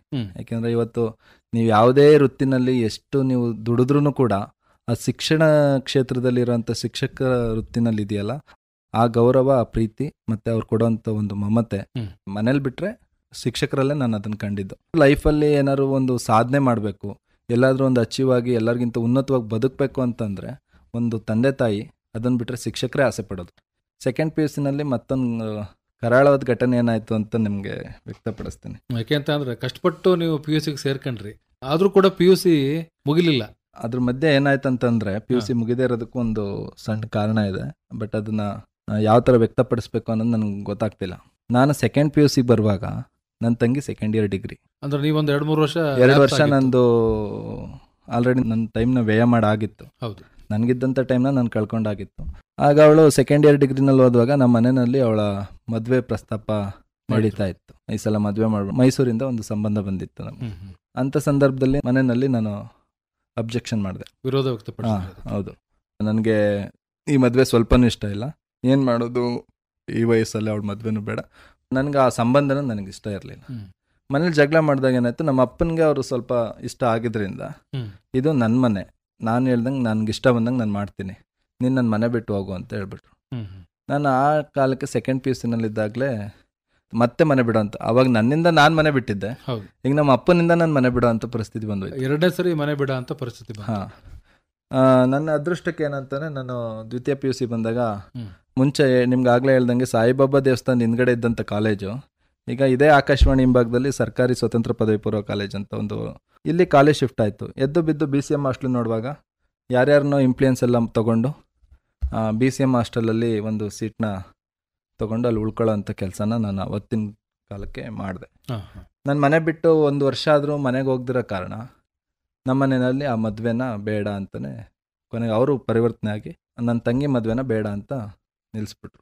ತಂಗಿದು ಆಮೇಲೆ ಪದವಿ ಮುಗಿತಲ್ವಾ? ಅವಳದು ಪದವಿ M.Com ಆಯಿತು. ಹಾ. ಮಾಸ್ಟರ್ಸ್ ಆಗಿ ಇವಾಗ ಒಂದು ಬ್ಯಾಂಕ್ನಲ್ಲಿ RRBPO ಆಗಿ ವರ್ಕ್ ಮಾಡ್ತಿದ್ದಾಳೆ. Rural regional bank probationary officer ಆಗಿ ಇವಾಗ ಕಾರ್ಯನಿರ್ವಹಿಸ್ತಾ ಇದ್ದಾರೆ. ಅವತ್ತು ಮದುವೆ ಮಾಡಿದ್ರೆ ಗೃಹಿಣಿಯಾಗಿರ್ತಾ ಇದ್ರು. ಡಿಗ್ರಿನೂ ಆಗ್ಬಿಡ್ತಿರ್ಲಿಲ್ಲ ಮನೇಲಿ. ಈಗ ಬ್ಯಾಂಕ್ ಮ್ಯಾನೇಜರ್ ಆಗಿ ಈಗ ಬ್ಯಾಂಕ್ ಹಠದಿಂದ. ಹೌದು, ನನ್ನ ಹಠ ಅನ್ನೋದ್ಕಿಂತ ಅವಳ ಪರಿಶ್ರಮ ತುಂಬಾ ಗಾಢವಾದದ್ದು. ಯಾಕೆಂತಂದ್ರೆ ಸತತವಾಗಿ ಅವಳು ಬರ್ದಿರೋ ಸ್ಪರ್ಧಾತ್ಮಕ ಪರೀಕ್ಷೆಗಳು 23ರಿಂದ 24 ಸ್ಪರ್ಧಾತ್ಮಕ ಪರೀಕ್ಷೆಗಳನ್ನ ತಗೊಂಡು 4 ವರ್ಷ ಕಷ್ಟಪಟ್ಟಿದ್ದಾಳೆ ಅವಳು ಬ್ಯಾಂಕ್ ಅಲ್ಲಿ ಕೆಲಸ ಮಾಡ್ಬೇಕು ಅನ್ನೋ ಒಂದು ಕಾರಣಕ್ಕೆ. ಅವಳ ಹಠನ ಅವಳು ಸಾಧಿಸಿದ್ಲು. ಅದಾದ ನಂತರ ನಾನು PUC ನಲ್ಲಿ ಮನೆ ಬಿಟ್ಟು ಹಾಸ್ಟೆಲಲ್ಲಿ ಸೇರ್ಕೊಂಡಂತ ಟೈಮಲ್ಲಿ ನನಗೂ ಖರ್ಚಿಗೆ ಸ್ವಲ್ಪ ದುಡ್ಡುಗಳು ಬೇಕಾಗಿರೋದು. ರಜಾ ದಿನಗಳಲ್ಲಿ ನಿಮ್ಗೆ ಆಗ್ಲೇ ಹೇಳ್ದಂಗೆ ನಾನು SSLC ಆ 1 ವರ್ಷದಲ್ಲಿ ಫ್ಲವರ್ ಡೆಕೋರೇಷನ್ ಕೆಲಸನ ಒಬ್ರ ಹತ್ರ ಕಲ್ತಿದ್ದರಿಂದ ಶನಿವಾರ ಕಾಲೇಜ್ ಮುಗಿದ್ಮೇಲೆ ನಾನು ಶನಿವಾರ ಭಾನುವಾರ ಫ್ಲವರ್ ಡೆಕೋರೇಷನ್ ಕೆಲಸ ಮಾಡೋಂಥ ಕೆಲಸಗಳನ್ನ ಮಾಡ್ಕೊ ಬರ್ತಾ ಇದ್ದೆ. ಅದಾದ ನಂತರ PUC ನಲ್ಲಿ ನನಗೆ ಎಕ್ಸಾಮ್ ಟೈಮಲ್ಲಿ ಟ್ಯೂಷನ್ಗೂ ಹೋಗ್ತಾ ಇದ್ದೆ. ಟ್ಯೂಷನ್ ಸೆಂಟ್ರಿಂದ ರಿಟರ್ನ್ ಬರುವಾಗ ಬೈಕ್ ಆಕ್ಸಿಡೆಂಟ್ ಆಗೋಗ್ಬಿಡ್ತು. ಮತ್ತೆ ನಾನು ಸಲ ಬೆಡ್ ರೆಸ್ಟ್ ತೊಗೊಂಡಿರೋದ್ರಿಂದ ಎಕ್ಸಾಮ್ ಅಟೆಂಡ್ ಮಾಡ್ಕೊಳಕ್ಕಾಗಲಿಲ್ಲ. ಅದಾದ ನಂತರ ಮತ್ತೆ ಕರೆಸ್ಪಾಂಡೆನ್ಸ್ ತೊಗೊಂಡೆ. ಅದರಲ್ಲೂ ಪಾಸ್ ಆಗದಿರೋ ಕಾರಣ ಯಾಕೋ ಮತ್ತೆ ನನಗೆ ಎಜುಕೇಷನ್ ಕೈ ಬಿಡ್ತು ಅನ್ನೋ ಇದರಲ್ಲಿ. ವಿದ್ಯಾಭ್ಯಾಸದಲ್ಲಿ ಯಶಸ್ವಿ ಆಗದಿದ್ರು ಕೂಡ ನಿಮ್ಮ ವೃತ್ತಿಯಲ್ಲಿ ನೀವು ಬಹಳ ಯಶಸ್ಸನ್ನ ಪಡೆದುಕೊಂಡಂಥವ್ರು. ಈ ಒಂದು ಈವೆಂಟ್ ಮ್ಯಾನೇಜ್ಮೆಂಟ್ ಅನ್ನೋಂಥದ್ದು ಅಥವಾ ಹೀಗೆ ಬೇರೆ ಬೇರೆ ಕಾರ್ಯಕ್ರಮಗಳಿಗೆ ಮೂಲಭೂತ ಸೌಕರ್ಯಗಳನ್ನು ಒದಗಿಸ್ತಕ್ಕಂತಹದ್ದು, ಇದು ನಿಮ್ಮ ಮನಸ್ಸಿಗೆ ಹೇಗೆ ಬಂತು ಈವೆಂಟ್ ಮ್ಯಾನೇಜ್ಮೆಂಟ್ ಮಾಡಬೇಕು ನಾನು ಅಂತ ಹೇಳಿ? ಮದುವೆ ಮನೆಯವರು ಇರ್ಬೋದು, ಯಾವುದೇ ಒಂದು ಕಾರ್ಯಕ್ರಮ ಆಯೋಜನೆ ಮಾಡೋರು ಇರ್ಬೋದು, ಮನೆಯವರು ಎಷ್ಟು ಕಷ್ಟ ನಷ್ಟಗಳನ್ನ ಅನುಭವಿಸ್ತಿದ್ರು ಅನ್ನೋದು ನಾನು ತುಂಬ ಕಂಡಿದ್ದೆ. ಅದಾದ ನಂತರ ಏನಾಯಿತು, ನಾನು ಫೋಟೋಗ್ರಫಿ ಕಲಿಬೇಕು ಅನ್ನೋ ಆಸೆಲಿ ನಾನು ಹಾಸ್ಟೆಲಲ್ಲಿ ಇದ್ದಾಗಲೂ ಕೆಲವೊಂದು ದಿನ ಫೋಟೋಗ್ರಫಿ ಕೆಲಸಗಳಿಗೂ ಹೋಗ್ತಾ ಇದ್ದೆ. ಅದರ ಟಚ್ ಇದ್ದ ಕಾರಣ ನಾನು ಬೆಂಗಳೂರಲ್ಲಿ ಇದನ್ನು ಸ್ವಲ್ಪ ಚೆನ್ನಾಗಿ ಕಲಿಬೇಕು ಅನ್ನೋ ಆಸೆನಲ್ಲಿ ಫೋಟೋಗ್ರಫಿ ಕಲಿಯೋಣ ಅಂತಲೇ ಬೆಂಗಳೂರಿನಲ್ಲಿ ನಾನು ಡಬಲ್ ರೋಡಲ್ಲಿ ಹೋಗಿ ಸೇರ್ಕೊಂಡಂತಹ ಸಂದರ್ಭದಲ್ಲಿ ಅಲ್ಲಿ ಇವೆಂಟ್ ಮ್ಯಾನೇಜ್ಮೆಂಟ್ ಅನ್ನೋದು ಟ್ರೆಂಡಿಂಗ್ ಅಂದ್ರೆ ಟ್ರೆಂಡಿಂಗ್ ಅನ್ನೋಕ್ಕಿಂತ ಹೆಚ್ಚು ಪ್ರಾರಂಭ ಆಗ್ತಾ ಇತ್ತು. ನಾನು ಫೋಟೋಗ್ರಫಿ ಕಲಿಬೇಕು ಅಂದಾಗ ಫೀಲ್ಡ್ ವರ್ಕ್ ಮಾಡಬೇಕಾಗೋದು. ಫೀಲ್ಡಿಗೆ ಕರ್ಕೊಂಡು ಹೋದಾಗ ಅಲ್ಲಿ ಯಾರೋ ಒಬ್ಬ ಇವೆಂಟ್ ಮ್ಯಾನೇಜರ್ ಬಂದ್ಬಿಟ್ಟು ಎಲ್ಲ ವರ್ಕ್ ಮಾಡಿಸ್ತಿರೋನು. ಬಟ್ ನನಗೆ ಅವಾಗ ಆಸಕ್ತಿ ಏನಂತಂದ್ರೆ ಇದನ್ನ ನಾವು ಹಾಸನಲ್ಲಿ ಯಾಕೆ ಮಾಡಬಾರ್ದು? ಹಾಸನಲ್ಲಿ ಎಲ್ಲದೂ ಇದೆ, ಇಲ್ಲ ಅಂತಲ್ಲ, ಆದ್ರೆ ಎಲ್ಲ ಸಪ್ರೇಟ್ ಇದೆ. ಯಾರೋ ಒಬ್ರು ಫೋಟೋಗ್ರಾಫರ್ ಇದ್ದಾರೆ, ಯಾರೊಬ್ರು ಫ್ಲವರ್ ಡೆಕೋರೇಷನ್, ಇನ್ಯಾರೋ ಸೌಂಡ್ ಯೂನಿಟ್ ಇದ್ದಾರೆ, ಇನ್ಯಾರೋ ಒಬ್ರು ಲೈಟಿಂಗ್ ಯೂನಿಟ್ ಇದೆ. ಬಟ್ ಇದನ್ನೆಲ್ಲ ನಾವ್ ಯಾಕೆ ಒಂದೇ ಕಡೆ ಮಾಡಿ ಜನಗಳಿಗೆ ಒಂದು ಒಳ್ಳೆ ರೀತಿನಲ್ಲಿ ನಾವು ಒಂದು ಸೇವೆನ ಸಲ್ಲಿಸಬಾರ್ದು, ಮತ್ತೆ ನಮಗೂ ಜೀವನಕ್ಕೂ ಕೂಡ ಒಂದು ದಾರಿ ಆಗುತ್ತಲ್ಲ ಅನ್ನೋ ಒಂದು ಆಸೆನೂ ಕೂಡ ನನ್ನಲ್ಲಿತ್ತು. ಸೊ ಆ ಬೆಂಗಳೂರಲ್ಲಿ ನೋಡಿದಂಥ ಇವೆಂಟ್ ಮ್ಯಾನೇಜ್ಮೆಂಟ್ ಹಾಸನಲ್ಲಿ ನಾನು ತರಲಿಕ್ಕೆ ಪ್ರಯತ್ನ ಪಟ್ಟೆ. ಆದರೆ ಯಾವ ರೀತಿ ಪ್ರಯತ್ನ ಪಟ್ಟೆ ಅಂತಂದರೆ, ಇವತ್ತೂ ಸಾಮಾನ್ಯವಾಗಿ 60% ಜನ ಇವೆಂಟ್ ಮ್ಯಾನೇಜ್ಮೆಂಟ್ ಅಂದರೆ ಒಂದು ಲಕ್ಸುರಿ ಆಫೀಸ್ ಇರುತ್ತೆ ಬೆಂಗಳೂರಲ್ಲಿ, ಒಂದು ಒಳ್ಳೆ ಲ್ಯಾಪ್ಟಾಪು, ಅವ್ರಿಗಿರೋಂಥ ಒಂದು ಒಳ್ಳೆ ಕಮ್ಯುನಿಕೇಷನ್ ಸ್ಕಿಲ್ ಇರ್ತದೆ. ಸೊ ಅವ್ರು ಮತ್ತೆ ಯಾವುದಕ್ಕೂ ಬಂಡವಾಳ ಹಾಕಕ್ಕೆ ಹೋಗಲ್ಲ. ಅವರು ಮಾತೆ ಬಂಡವಾಳ ಆಗಿ ಪರಿವರ್ತಿಸ್ಕೊಂಡಿರ್ತಾರೆ. ಮತ್ತೆ ಒಂದೊಂದು ಯೂನಿಟ್ಗೆ ಕೆಲಸನ ಸ್ಪ್ಲಿಟ್ ಮಾಡ್ತಾ ಹೋಗ್ತಾರೆ. ಅವಾಗ ಏನಾಗುತ್ತೆ, 10 ಕೆಲಸಗಳನ್ನ ಮಾಡ್ಬೇಕಂದ್ರೆ 10 ಜನ ಮತ್ತೆ ಮೆಂಟರ್ಗಳನ್ನ ಹಿಡಿದು ಕೆಲಸ ಕೊಟ್ಟಾಗ 10 ಲಾಭ ಅಪೇಕ್ಷೆ ಇರ್ತದೆ. ನಾವೆಲ್ಲದೂ ಒಂದೇ ಕಡೆ ಸಿಗಬೇಕು, ಒಂದೇ ಸೂರ್ಯನಡಿಯಿಂದ ಇದೆಲ್ಲ ಸಿಕ್ಕಿದ್ರೆ ನಮಗೂ ಒಂದು ಒಳ್ಳೆ ಜೀವನ ಆಗುತ್ತೆ, ಮತ್ತು ನಮ್ಮ ಹಾಸನ ಜನತೆಗೂ ಒಂದು ಒಳ್ಳೆ ರೇಟಲ್ಲಿ ಇದು ಅಫೋರ್ಡಬಲ್ ಆಗಿ ಸಿಗುತ್ತೆ ಅನ್ನೋ ಒಂದು ಉದ್ದೇಶದಿಂದ ನಾನು ಇವೆಂಟ್ ಮ್ಯಾನೇಜ್ಮೆಂಟ್ನ ಹಾಸನಲ್ಲಿ ಪ್ರಾರಂಭ ಮಾಡಿದ್ದು. ನೀವು ಫ್ಲವರ್ ಡೆಕೋರೇಷನ್ ಮೊದಲು ಕಲ್ತಂಥವ್ರು, ಚೆನ್ನಾಗಿ ಕಲ್ತಿದ್ರಿ ಮತ್ತು ಬೇರೆಯವ್ರಿಗೂ ಕೂಡ ಕಲ್ತ್ಕೊಡ್ತಾ ಇದ್ರಿ. ಅದ್ರ ಜೊತೆಗೆ ಫೋಟೋಗ್ರಫಿ ಕಲ್ತ್ಕೋಬೇಕು ಅಂತ ಯಾಕೆ ಅನ್ನಿಸ್ತು? ಫೋಟೋಗ್ರಫಿ ಫ್ಲವರ್ ಡೆಕೋರೇಷನ್ ಮಾಡುವಾಗ ಸಾಮಾನ್ಯವಾಗಿ ಇದೊಂಥರ ಗಂಡ ಹೆಂಡತಿ ಸಂಬಂಧ ಇದ್ದಂಗೆ. ಈಗ ನಾನು ಎಲ್ಲಿ ಫ್ಲವರ್ ಡೆಕೋರೇಷನ್ ಮಾಡ್ತೀನಿ ಅಲ್ಲಿ ಫೋಟೋಗ್ರಾಫರ್ ಬರ್ತಾರೆ, ಒಬ್ಬ ಸೌಂಡ್ ಯೂನಿಟ್ ಅವ್ರು ಬರ್ತಾರೆ, ಒಬ್ಬ ಲೈಟಿಂಗ್ ಯೂನಿಟ್ ಅವ್ರು ಬರ್ತಾರೆ, ಮತ್ತೆ ಇನ್ನೊಬ್ಬ ಮೇಕಪ್ ಆರ್ಟಿಸ್ಟ್ಗಳು ಬರ್ತಾರೆ. ಹೀಗೆ ಒಂದಕ್ಕೊಂದು ರಿಲೇಟೆಡ್ ಆಗಿ ಹೋಗ್ತದೆ. ಹಾಗಾಗಿ ಇವೆಂಟ್ ಮ್ಯಾನೇಜ್ಮೆಂಟ್ ಮಾಡಬೇಕು ಅನ್ನೋ ಆಸಕ್ತಿ ನನ್ನಲ್ಲಿತ್ತು. ಈ ಈವೆಂಟ್ ಮ್ಯಾನೇಜ್ಮೆಂಟು ಸುಮ್ಮನೆ ಶುರು ಮಾಡೋಕ್ಕಾಗೋದಿಲ್ಲ. ಇದು ಬಂಡವಾಳವನ್ನು ಬೇಡ ಅಂಥದ್ದು. ನೀವು ಬಂಡವಾಳ ರಹಿತವಾಗಿ ಆಲೋಚನೆ ಮಾಡ್ತಾ ಇದ್ದಂಥವ್ರು, ಬಂಡವಾಳ ಇಲ್ದೇ ನಾನು ಹೆಂಗೆ ಬದುಕಬಹುದು ಅನ್ನುವಂಥದ್ದನ್ನು. ಇದಕ್ಕೆ ಬಂಡವಾಳ ಬೇಕಾಯ್ತಲ್ಲ, ಇದನ್ನು ಹೆಂಗೆ ಹೊಂದಿಸ್ಕೊಂಡ್ರಿ? ಯಾರ್ಯಾರು ನಿಮಗೆ ಸಹಾಯ ಮಾಡಿದ್ರು? ನನ್ನ ಬಂಡವಾಳ ಫಸ್ಟ್ ನಾನು ಹಾಕ್ದಾಗ, ಇವತ್ತು ಎಷ್ಟೋ ಜನಗಳಿಗೆ ಇವೆಂಟ್ ಮ್ಯಾನೇಜ್ಮೆಂಟ್ ಅನ್ನೋ ಪದದ ಅರ್ಥ ಗೊತ್ತಿಲ್ಲ. ಇವೆಂಟ್ ಮ್ಯಾನೇಜ್ಮೆಂಟ್ ಅಂತ ನಾನು ಸಡನ್ ಆಗಿ ಹೇಳ್ತು ಅಂತಂದ್ರೆ ಅದ್ರ ಬಗ್ಗೆ ಕೇಳಕ್ಕೆ ಬರಲ್ಲ, ಇದೇನೋ ಇರ್ಬೋದು ಅನ್ಕೊಂಡು ಸುಮ್ಮನಾಗ್ತಾರೆ. ಇನ್ ಕೆಲವ್ರಿಗೆ ಕುತೂಹಲ ಇದ್ದಂಥವ್ರು ಕೇಳ್ದಂಥ ಸಂದರ್ಭದಲ್ಲಿ ಬಿಡಿಸಿ ಹೇಳಿದಾಗ ಈ ಕೆಲಸನ ಅನ್ನೋದು ಎಷ್ಟೋ ಜನಕ್ಕೆ ಇವಾಗ್ಲೂ ಮನವರಿಕೆ ಆಗುತ್ತೆ. ಈ ನಗರ ಭಾಗದಲ್ಲಿ ಯಾರ್ಯಾರು ಇದಾರಲ್ಲ ಇವ್ರಿಗೆಲ್ಲ ಇವೆಂಟ್ ಮ್ಯಾನೇಜ್ಮೆಂಟ್ ಏನು ಅನ್ನೋದು ಗೊತ್ತಿರ್ತದೆ. ಹಾಗಾಗಿ ಒಂದು ಉತ್ತಮವಾಗಿ ಮಾಡ್ಬೇಕು ಅನ್ನೋದು ನಿಮ್ಮ ಮನಸ್ಸಿನಲ್ಲಿ ಇತ್ತು. ಅದಕ್ಕೊಂದಷ್ಟು ಬಂಡವಾಳ ಬೇಕು. ಬಂಡವಾಳ ಅದು ನಾನು ಪ್ರಾರಂಭಿಕ ಹಂತದಲ್ಲಿ ಅದನ್ನ ಮೊನ್ನೆನೂ ಒಂದು ಕಾರ್ಯಕ್ರಮದಲ್ಲಿ ಹೇಳಿದ್ದೆ. ನನ್ನ ಮೊದಲ ಬಂಡವಾಳ ಕೇವಲ 2,000 ರೂಪಾಯಿಂದ 2,000 ರೂಪಾಯಿಂದ ಶುರುವಾದಂತಹ ಬಂಡವಾಳ. ನನ್ನ ಫಸ್ಟ್ ಗೋಡನ್ ಬಂದು ಚನ್ನಪಟ್ಟಣದಲ್ಲಿ 8 ಅಡಿ 12 ಅಡಿ ಒಂದು ಕೊಟ್ಟಿಗೆ ಇರುತ್ತೆ, ಆ ಕೊಟ್ಟಿಗೆನ ನನಗೆ ಬಾಡಿಗೆ ಕಟ್ಟಕ್ಕೂ ಶಕ್ತಿ ಇಲ್ಲ. ಹ್ಮ್. ಮತ್ತೆ ನಾನು ಶುರು ಮಾಡಿದಂಥ ಸಂದರ್ಭದಲ್ಲಿ ಮನೆಗೂ ಹೋಗ್ತಾ ಇಲ್ಲ, ಹೌದು. ಮತ್ತೆ ನನ್ನ ಮನೆಯವರ ನೆರವಿಲ್ಲ ನಿಮ್ಗೆ. ಮನೆಯವ್ರ ನೆರವು ಇಲ್ಲ. ಬಟ್ ನಮ್ಮ ಅಮ್ಮ ಸಣ್ಣ ಪುಟ್ಟದಾಗ್ಲೇ ಹೇಳ್ದಂಗೆ ಸಣ್ಣ ಪುಟ್ಟ ಸಹಾಯ ಮಾಡೋರು. ಬಟ್ ಖರ್ಚಿಗೆ. ಅಂದ್ರೆ ಅವರು ಅವಾಗ ಜಮೀನಲ್ಲಿ ಕೆಲಸ ಮಾಡಬೇಕು, ಸಣ್ಣ ಪುಟ್ಟ ಖರ್ಚಿಗೆ ಅವರು ಕೈಲಾದಂಥದ್ದನ್ನು ಕೊಡಬೇಕು. ಅದಾದ ನಂತರ 2,000 ರೂಪಾಯಿ ಬಂಡವಾಳನ ಒಂದ್ ಕಡೆ ಕೆಲ್ಸಕ್ಕೆ ಹೋಗೋದು, ಅಲ್ಲಿ ಬಂದಂತ ಒಂದು ದುಡ್ಡನ್ನ ತಂದು ಬಂಡವಾಳ ಹಾಕೋದು, ಆ ಕೆಲಸದಲ್ಲಿ ಮತ್ತಿನ್ನೊಂದು ಸ್ವಲ್ಪ ಲಾಭ ಬರುತ್ತೆ, ಆ ಲಾಭನೆಲ್ಲ ಇನ್ನೊಂದ್ ಕಡೆ ತಂದು ಬಂಡವಾಳ ಹಾಕೋದು. ಹೀಗೆ ಅಲ್ಲೊಂದು ಸಣ್ಣ ಮಟ್ಟದಲ್ಲಿ ನಾನು ಶುರು ಮಾಡ್ಕೊಂಡಿದ್ದು. ಅದು ಮಾಡ್ತಾ ಮಾಡ್ತಾ ಮಾಡ್ತಾ ಹನಿ ಗೂಡಿದರೆ ಹಳ್ಳ ಅನ್ನೋ ಥರ ಬರ್ತಾ ಇರೋದು ಕೆಲಸ. ಸ್ಟಾರ್ಟಿಂಗ್ ಮಾಡಿದಾಗ ಎಷ್ಟೋ ಸಲ ಸುಮಾರು 2 ತಿಂಗಳು ನನಗೆ ಹಾಸನಲ್ಲಿ ಕೆಲಸ ಇಲ್ಲ. ಒಂದು ಮದುವೆ ಯಾರೋ ಕೊಟ್ಟರು ಅಂತಂದರೆ, ಎಕ್ಸಾಂಪಲ್ ನಿಮ್ಗೊಂದು 20,000 ರೂಪಾಯಿಗೆ ಒಂದು ಮದುವೆ ಕೊಟ್ಟಿದ್ದಾರೆ ಅಂದರೆ ಒಂದು 5,000 ರೂಪಾಯಿ ಲಾಭ ಉಳಿತದೆ. ಆ ಲಾಭದ ದುಡ್ಡನ್ನ ಮತ್ತೆ ನಾನು ಬಂಡವಾಳ ಕನ್ವರ್ಟ್ ಮಾಡ್ಕೊಂಡು, ಸೊ ಹಿಂಗೆ ರೊಟೀನ್ ಮಾಡ್ತಾ ಮಾಡ್ತಾ ಒಂದು ಬಂಡವಾಳನ ನಾನು ಮಾಡ್ಕೊಳ್ತಾ ಬಂದೆ. ಅದಾದ ನಂತರ ಕುವೆಂಪು ನಗರಲ್ಲಿ ಗೋಡನ್ ಸ್ಟಾರ್ಟ್ ಮಾಡಿದ್ವಿ. ಇಲ್ಲೇ ಆಕಾಶವಾಣಿ ಎದುರುಗಡೆನೆ ಒಂದು ಗೋಡನ್ನ ಪ್ರಾರಂಭ ಮಾಡಿದ್ವಿ. ಎರಡೂ ಕಡೆ ಮತ್ತೆ ಜಾಗ ಸಾಗದೆ ಈಗ ಇಂದ್ರನಗರಲ್ಲಿ ಯೂನಿಟ್ನ ಇಟ್ಕೊಂಡಿದ್ವಿ, ಓವರ್ ಆಲ್ ಯೂನಿಟ್. ನೀವಾಗಲೇ ಹೇಳ್ದಂಗೆ ಇವತ್ತಿಗೂ ಕೂಡ ಈ ಈವೆಂಟ್ ಮ್ಯಾನೇಜ್ಮೆಂಟ್ ಅನ್ನೋ ಅಂಥದ್ದು ತುಂಬ ಜನಕ್ಕೆ ಗೊತ್ತಿಲ್ಲ. ನೀವು ಪ್ರಾರಂಭ ಮಾಡಿದಾಗ ಇನ್ನೂ ಅದು ಪ್ರವರ್ಧಮಾನಕ್ಕೆ ಬರ್ತಾ ಇದ್ದಿದ್ದು, ಅದ್ರ ಬಗ್ಗೆ ಗೊತ್ತೇ ಇರಲಿಲ್ಲ ಜನಕ್ಕೆ. ಅಂಥ ಟೈಮಲ್ಲಿ ನೀವು ಸೇವೆಯನ್ನು ಸಲ್ಲಿಸಲಿಕ್ಕೆ ನೀವು ಸಿದ್ಧರಿದ್ರಿ, ಆದರೆ ಅದ್ರ ಬಗ್ಗೆ ಜನಕ್ಕೆ ಗೊತ್ತಿರಲಿಲ್ಲ. ಅದನ್ನ ಪರಿಚಯ ಮಾಡಿಸ್ಬೇಕಾಗಿತ್ತಲ್ಲ, ಅದನ್ನ ಹೆಂಗೆ ಮಾಡಿದ್ರಿ? ಜನಗಳಿಗೆ ಇವೆಂಟ್ ಮ್ಯಾನೇಜ್ಮೆಂಟ್ ಅಂತ ನಾವು ಪರಿಚಯನೇ ಮಾಡ್ಕೊಂಡಿದ್ದು ಕಮ್ಮಿ. ಇದೊಂದು ನೆಟ್ವರ್ಕ್ ಬಿಸ್ನೆಸ್, ಒಬ್ರಿಗೊಬ್ರು ಬಾಯಿಂದ ಬಾಯಿಗೆ ತಲುಪಿ ಪ್ರಚಾರ ಆಗಿ ಮಾಡೋ ಅಂತ ಒಂದು ವ್ಯವಹಾರ. ನಾವು ನಿಮ್ಮನೆ ಮದ್ವೆನ ಅಚ್ಚುಕಟ್ಟಾಗಿ ಮಾಡ್ಕೊಟ್ಟಿದೀವಿ ಅಂದ್ರೆ ನೀವು ಇನ್ನೊಬ್ರನ್ನ ಕರೆಸಿ, ನಮ್ಮ ಹುಡುಗಪ್ಪ, ನಾವೊಂದು ಮದ್ವೆ ಒಪ್ಕೊಂಡು ಮದ್ವೆ ಮುಗ್ದು ಅವರ ಪೇಮೆಂಟ್ ಎಲ್ಲ ಸೆಟಲ್ಮೆಂಟ್ ಮಾಡ್ಕೊಳೋ ಅಷ್ಟರಲ್ಲಿ ನಾವು ಯಾರಿಗೆಲ್ಲ ಇಷ್ಟ ಆಗ್ತೀವಲ್ಲ ಅವ್ರಿಗೆ ನಾವು ಮನೆ ಮಕ್ಕಳಾಗ್ಬಿಟ್ಟಿರ್ತೀವಿ. ಒಂದು ಒಳ್ಳೊಳ್ಳೆ ಸಂಬಂಧಗಳು ಕೂಡ ಇಲ್ಲಿ ಸಿಗ್ತಾ ಇರುತ್ತೆ, ಒಂದೊಳ್ಳೆ ಪ್ರೀತಿ ಸಿಗುತ್ತೆ. ಅವ್ರ ಮನೆಯಲ್ಲಿ ನಾವು ಒಬ್ಬರಾಗಿ ಅವ್ರ ಮನೆ ಸುಖ ಸಂತೋಷಗಳಲ್ಲಿ ಭಾಗಿಯಾಗಿರ್ತೀವಿ. ಸೊ ಹಾಗಾಗಿ ನನ್ನ ಗ್ರಾಹಕರು ನನ್ನ ಎಲ್ಲೇ ಕಂಡ್ರು ಕೂಡ ಎಷ್ಟೋ ಜನ ಗಂಡ್ಮಕ್ಳು ಇಲ್ದಿರೋ ಮನೆಗಳಲ್ಲಿ ನನ್ನ ಮನೆ ಮಗನ ಥರ ಮದುವೆ ಮಾಡಿಸ್ಕೊಟ್ಟ ನಮ್ಮ ಮನೆದು. ಯಾಕಂದ್ರೆ ಅವ್ರಿಗೆ ರಿಸ್ಕ್ ಕಮ್ಮಿ ಆದ್ರೇನೆ ಅವ್ರಿಗೆ ನೆಮ್ಮದಿ. ಎಲ್ಲದೂ ಕೂಡ ಇನ್ ಟೈಮ್ ಆಯ್ತು ಅಂತಂದ್ರೆ ಅವ್ರಿಗೊಂದು ಸಂತೋಷ. ಸೊ ಹಾಗಾಗಿ ಎಷ್ಟೋ ಕಡೆ ನನ್ನ ಪರಿಚಯ ಮಾಡಿಕೊಟ್ಟಿದ್ದ ರೀತಿನೂ ಕೂಡ ಹಾಗೆ ಇದೆ. ಸೊ ಹಂಗಾಗಿ ಬಾಯಿಂದ ಬಾಯಿಗೆ ಬಂದು ಸ್ವಲ್ಪ ಪ್ರಚಾರ ನಮಗೆ ಸಿಕ್ಕಿ ನಾವು ಈ ಒಂದು ಕೆಲಸನ ಮಾಡ್ಕೊಳಂಗಾಗಿದೆ. ನೀವೇ ಮೊದಲಲ್ವಾ ಹಾಸನದಲ್ಲಿ ಈವೆಂಟ್ ಮ್ಯಾನೇಜ್ಮೆಂಟ್ ಪ್ರಾರಂಭ ಮಾಡಿದವರು? ಹಾಸನದಲ್ಲಿ ಎಲ್ಲ ಯೂನಿಟ್ಗೂ ಓನರ್ಗಳಿದ್ರು, ಸಪ್ರೇಟ್ ಇತ್ತು. ಬಟ್ ಓವರ್ ಆಲ್ ಆಗಿ ಒಟ್ಟಿಗೆ ಮಾಡ್ಬೇಕು ಅನ್ನೋ ತರ ಒಂದು ಕಾನ್ಸೆಪ್ಟ್ ನ ತಂದಿದ್ದು ಹಾಸನ ಮೊದಲಿಗೆ ನಾವೇನೆ. ನಾನು ಕೂಡ ಶಿವು ಗ್ರೂಪ್ಸ್ ಅಂತ ಹೆಸರು ಇಟ್ಟಿದ್ದು ಫಸ್ಟ್. ನನ್ನ ಬಂಡವಾಳ ಇಲ್ಲದೆ ಇದ್ದಾಗ ಶಿವು ಗ್ರೂಪ್ಸ್ ಅಂತ ಇಟ್ಟು ಬಂಡವಾಳ ಹಾಕಕ್ಕೆ ಪ್ರಾರಂಭ ಮಾಡಿದ್ಮೇಲೆ ಶಿವು ಇವೆಂಟ್ಸ್ ಅಂತ ಮತ್ತೆ ನೇಮ್ನ ಚೇಂಜ್ ಮಾಡೋ ಹಂಗಾಯ್ತು. ಈಗ ನಿಮ್ಮ ಶಿವು ಈವೆಂಟ್ಸ್ ಇಂದ ಯಾವುದೇ ಗ್ರಾಹಕರಿಗೆ ಏನೇನು ಸೌಲಭ್ಯಗಳು ಸೇವೆಗಳು ಸಿಕ್ಕುತ್ತೆ? ಶಿವು ಇವೆಂಟ್ಸ್ ಇಂದ ಒಂದು ಕಾರ್ಯಕ್ರಮಕ್ಕೆ ಅಡಿಗೆ ವಿಷಯದಲ್ಲಿ ಒಂದನ್ನು ಹೊರತುಪಡಿಸಿ ಅವ್ರಿಗೆ ಬೇಕಾಗಂತ ಪ್ರತಿಯೊಂದು ಸೇವೆಗಳನ್ನು ನಾವು ಸಲ್ಲಿಸೋದಕ್ಕೆ ಯಾವಾಗ್ಲೂ ಸಿದ್ಧವಾಗಿರ್ತೀವಿ. ಫ್ಲವರ್ ಡೆಕೋರೇಷನ್ ಆಗ್ಬೋದು, ಫ್ಲವರ್ ಡೆಕೋರೇಷನ್ ಇರ್ಬೋದು, ಫೋಟೋಗ್ರಫಿ ಇರ್ಬೋದು, ಸೌಂಡ್ ಸಿಸ್ಟಮ್ ಇರ್ಬೋದು, ಮತ್ತೆ ಲೈಟಿಂಗ್ಸ್ ಇರ್ಬೋದು, ಮೇಕಪ್ ಇರ್ಬೋದು. ಅವ್ರಿಗೆ ಏನ್ ರಿಕ್ವೈರ್ಮೆಂಟ್ ಇದೆ ಅಡಿಗೆ ಒಂದನ್ನು ಹೊರತುಪಡಿಸಿ ಅವ್ರಿಗೆ ಇನ್ನೇನು ಸೇವೆಗಳು ಬೇಕೋ ನಮ್ಮಲ್ಲಿ ಅದೆಲ್ಲದೂ ಕೂಡ ಲಭ್ಯ ಇರುತ್ತೆ. ಈವೆಂಟ್ ಮ್ಯಾನೇಜ್ಮೆಂಟ್ ಫೀಲ್ಡ್ಗೆ ಬರಲಿಕ್ಕೆ ಬಹಳ ಪ್ರಮುಖವಾದಂತಹ ಬೀಜ ಮೊಳೆತಿದ್ದು ಬಹಳ ಹಿಂದೆ ಅಂತ ಹೇಳಿದ್ರಿ. ಅದು ಸೌಂಡು ಮತ್ತೆ ಲೈಟ್ ಅನ್ನ ನೋಡಿ ಅಂತ. ಅದು ಹೇಗೆ ಕಾರಣ ಆಯ್ತು? ಸೌಂಡು ಲೈಟ್ ನಾನು ಪ್ರಪ್ರಥಮವಾಗಿ ನೋಡಿದ್ದು ನಾನು ಹಿರಿಯ ಪ್ರಾಥಮಿಕ ಶಾಲೆನಲ್ಲಿ ನಮಗೆ ಆನ್ಯುವಲ್ ಡೇಗಳನ್ನ ಮಾಡೋರು. ಬಟ್ ನನಗಲ್ಲ ಅವರು ಟೆಕ್ನಿಕಲ್ ವರ್ಕ್ಗಳು ನನಗೇನೋ ಒಂಥರ ಆಕರ್ಷಣೆ ಮಾಡೋದದು. ಸೌಂಡು, ಸ್ಪೀಕರ್ಸು, ಕೇಬಲ್ಸ್ ಮತ್ತೆ ಮೈಕ್, ಲೈಟ್ ಅಂದ್ರೆ ನನಗೇನೋ ಒಂಥರ ಆಸಕ್ತಿ ಜಾಸ್ತಿ ಆಗ್ತಿತ್ತು ಅವಾಗ. ಆಮೇಲೆ ನಾನೊಂದು ಹೇಗಾಗಿತ್ತು ಅಂತಂದ್ರೆ ಸ್ಕೂಲಿಗೆ ಬರ್ತಿದ್ರಲ್ಲ ಸೌಂಡ್ ಯೂನಿಟ್ ಹಾಕ್ಲಿಕ್ಕೆ, ಅವ್ರನ್ನೇ ಚೆನ್ನಾಗಿ ಪರಿಚಯ ಮಾಡ್ಕೊಬಿಟ್ಟಿದೆ. ಸ್ವಾಭಾವಿಕವಾಗಿ ನನ್ನ ಗುಣ ಏನು ಅಂತಂದ್ರೆ ನನ್ನ ಮುಂದೆ ಯಾರಿರ್ತಾರೆ ಅವ್ರನ್ನ ಬೇಗ ನಾನು ಚೆನ್ನಾಗಿ ಪರಿಚಯ ಮಾಡ್ಕೊಂಡ್ಬಿಡ್ತೀನಿ. ಸೊ ಹಾಗಾಗಿ ಅವರು ನನಗೆ ಚೆನ್ನಾಗಿ ಪರಿಚಯ ಆದ್ರು. ಮತ್ತೆ ನಮ್ಮ ಅಕ್ಕಪಕ್ಕ ಯಾವುದೇ ಊರಲ್ಲಿ ಅವ್ರ ಕಾರ್ಯಕ್ರಮಗಳಿತ್ತು ಅಂತಂದ್ರೆ ನಾನು ಅವ್ರ ಜೊತೆ ಹೋಗ್ಬಿಟ್ಟು ಅದೆಲ್ಲ ಹೆಂಗೆ ವರ್ಕ್ ಮಾಡುತ್ತೆ ಅನ್ನೋದನ್ನ ನಿಮ್ ಮುಂಚೆನೂ ಹೇಳಿದೆ. ಒಂದು ರೇಡಿಯೋ ಹೊಡೆದಾಕ್ಬಿಟ್ಟಿದ್ದೆ ನಮ್ಮ ಮನೆಯಲ್ಲಿ ಅನ್ನೋ ವಿಚಾರನ. ಅದು ಅಲ್ಲಿಂದನೂ ನನಗೆ ಕೌತುಕವಾಗಿ ನನ್ನನ್ನು ಯಾವಾಗ್ಲೂ ಕಾಡ್ತಿರೋದು. ಸೊ ಹಾಗಾಗಿ ಅದಾದ ನಂತರ ಇನ್ನೂ ಹೆಚ್ಚಿನ ಆಸಕ್ತಿ ಬಂದಿದ್ದು ನನಗೆ ಎಲ್ಲಿ ಅಂತಂದ್ರೆ ಥಿಯೇಟರ್ನಲ್ಲಿ ಕೆಲಸ ಮಾಡುವಾಗ.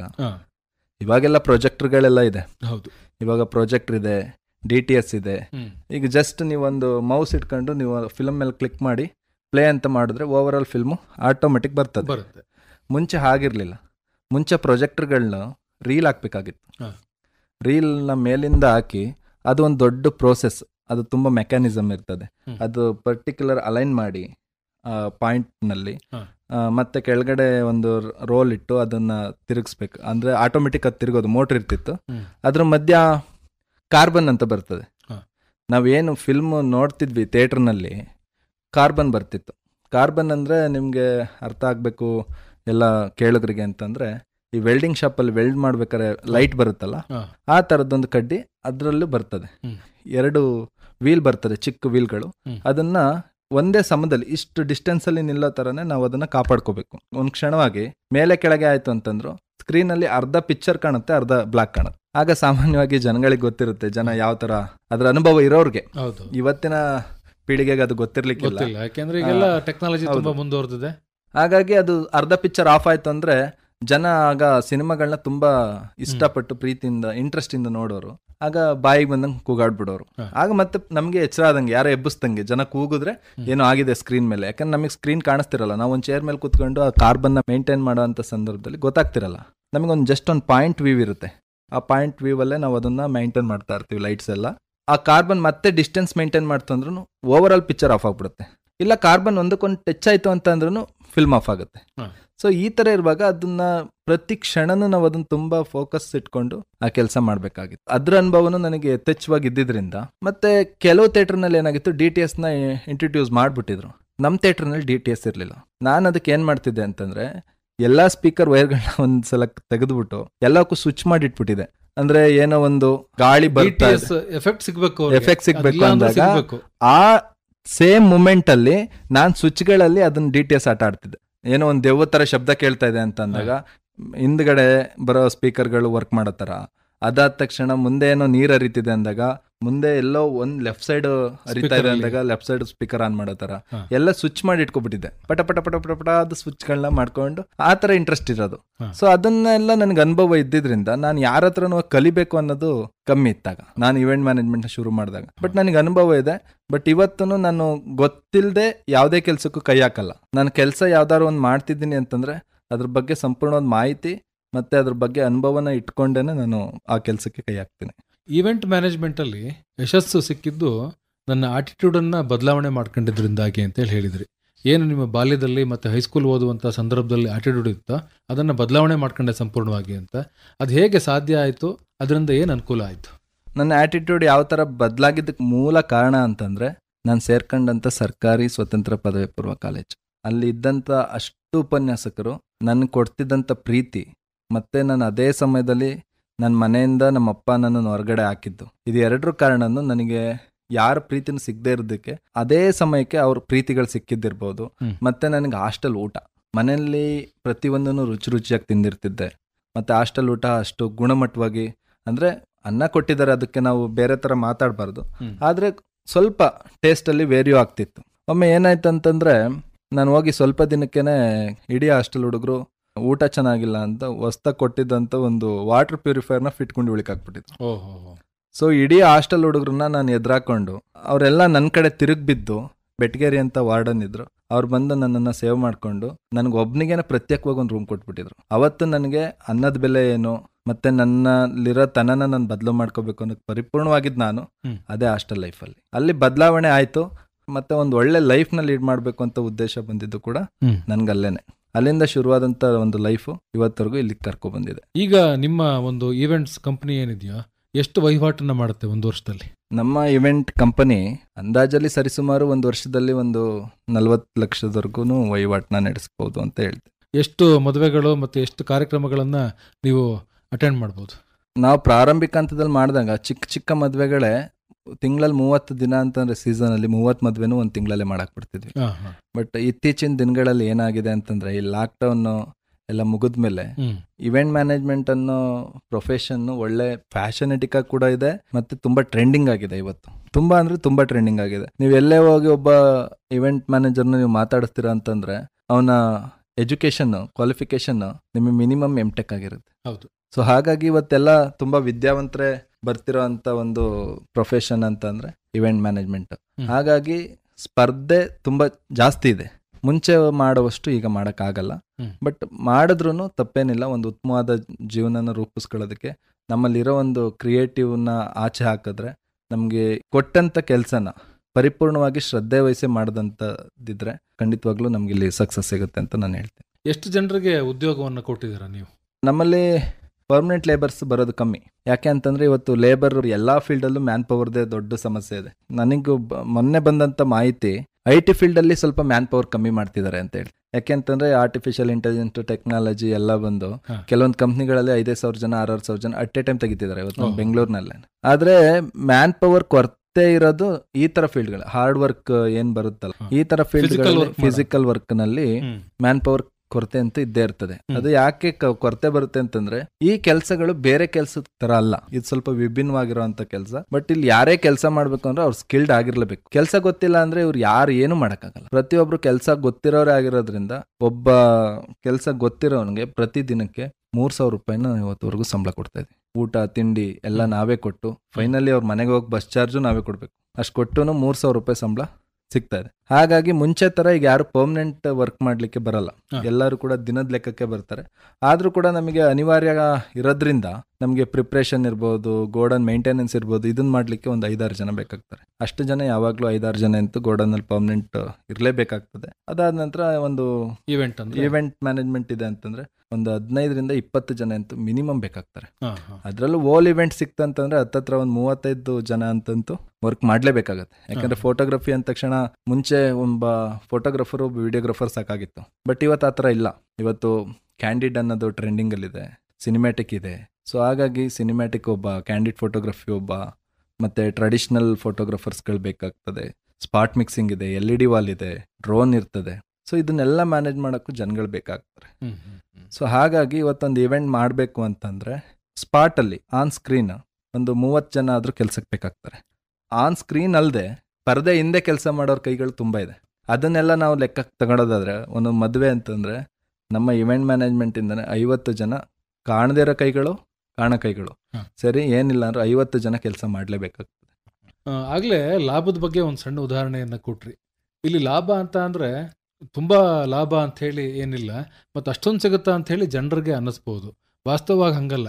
ಅದನ್ನೇ ಅವರೇ ಸಪ್ರೇಟ್ ಆಗಿ ಮಾಡಿದಾಗ ಅದಕ್ಕಿಂತ ಹೆಚ್ಚು ಖರ್ಚಾಗುತ್ತೆ. ಹೌದು. ಈಗ ನೀವು ಮಾಡುವಾಗ ಅದು ಕಡಿಮೆ ಆಗುತ್ತೆ, ಮತ್ತೆ ನಿಮಗೆ ಉಳಿಯ ಅಂಥದ್ದು ಲಾಭ ಅಂತ ಹೇಳಿ ಅನ್ಸುತ್ತೆ. ಇದು ಹೇಗೆ? ಅವರೇ ಮಾಡಿದಾಗ ಯಾಕೆ ಜಾಸ್ತಿ ಆಗುತ್ತೆ, ನೀವು ಮಾಡಿದಾಗ ಯಾಕೆ ಕಡಿಮೆ ಆಗುತ್ತೆ? ಸರ್, ಜನಗಳ ಮನಸ್ಥಿತಿ ಹೇಗಿದೆ ಅಂತಂದ್ರೆ 10,000ನ 10 ಜನಕ್ಕೆ ಕೊಟ್ರೆ ಅವ್ರಿಗೆ ಏನು ಅನ್ಸಲ್ಲ. 1 ಲಕ್ಷನ ಒಬ್ನಿಗೆ ಕೊಡಕ್ಕೆ ಜಾಸ್ತಿ ಆಗುತ್ತೆ ಅಂತ ಅನ್ಸುತ್ತೆ. ಸಹಜವಾಗಿ ಮನುಷ್ಯನಲ್ಲಿ ಬರೋ ಅಂತ ಒಂದು ಆಲೋಚನೆ ಅದೇನೆ. ಹಾಗಾಗಿ ನಾವ್ ಯಾವಾಗ್ಲೂ ಯೋಚನೆ ಮಾಡ್ಬೇಕು, 1 ಲಕ್ಷ ರೂಪಾಯಿಗೆ ಆಗೋ ಕೆಲಸನ ನಮ್ಮ ಇವೆಂಟ್ ಮೂಲಕ ಮಾಡ್ಕೊಂಡ್ರೆ 85,000ರಿಂದ 90,000 ರೂಪಾಯಿ ಕೆಲಸ ಆಗ್ತಿರುತ್ತೆ. ಬಟ್ ಜನಗಳ ಮನಸ್ಥಿತಿ ಏನು, ಇವನು ಒಬ್ನಿಗೆ ನಾನು ಇಷ್ಟೊಂದು ದುಡ್ಡು ಕೊಡ್ಬೇಕಲ್ಲ. ಯಾಕೆ ಅಂತಂದ್ರೆ ನಾವು ಒಂದು ಇವೆಂಟ್ ನ ಕಾಂಟ್ರಾಕ್ಟ್ ತಗೋಬೇಕು ಅಂತ ಅಂದಾಗ ಅವ್ರ ಕಣ್ಣಿಗೆ ಕಾಣೋದು ನಾನೊಬ್ಬ.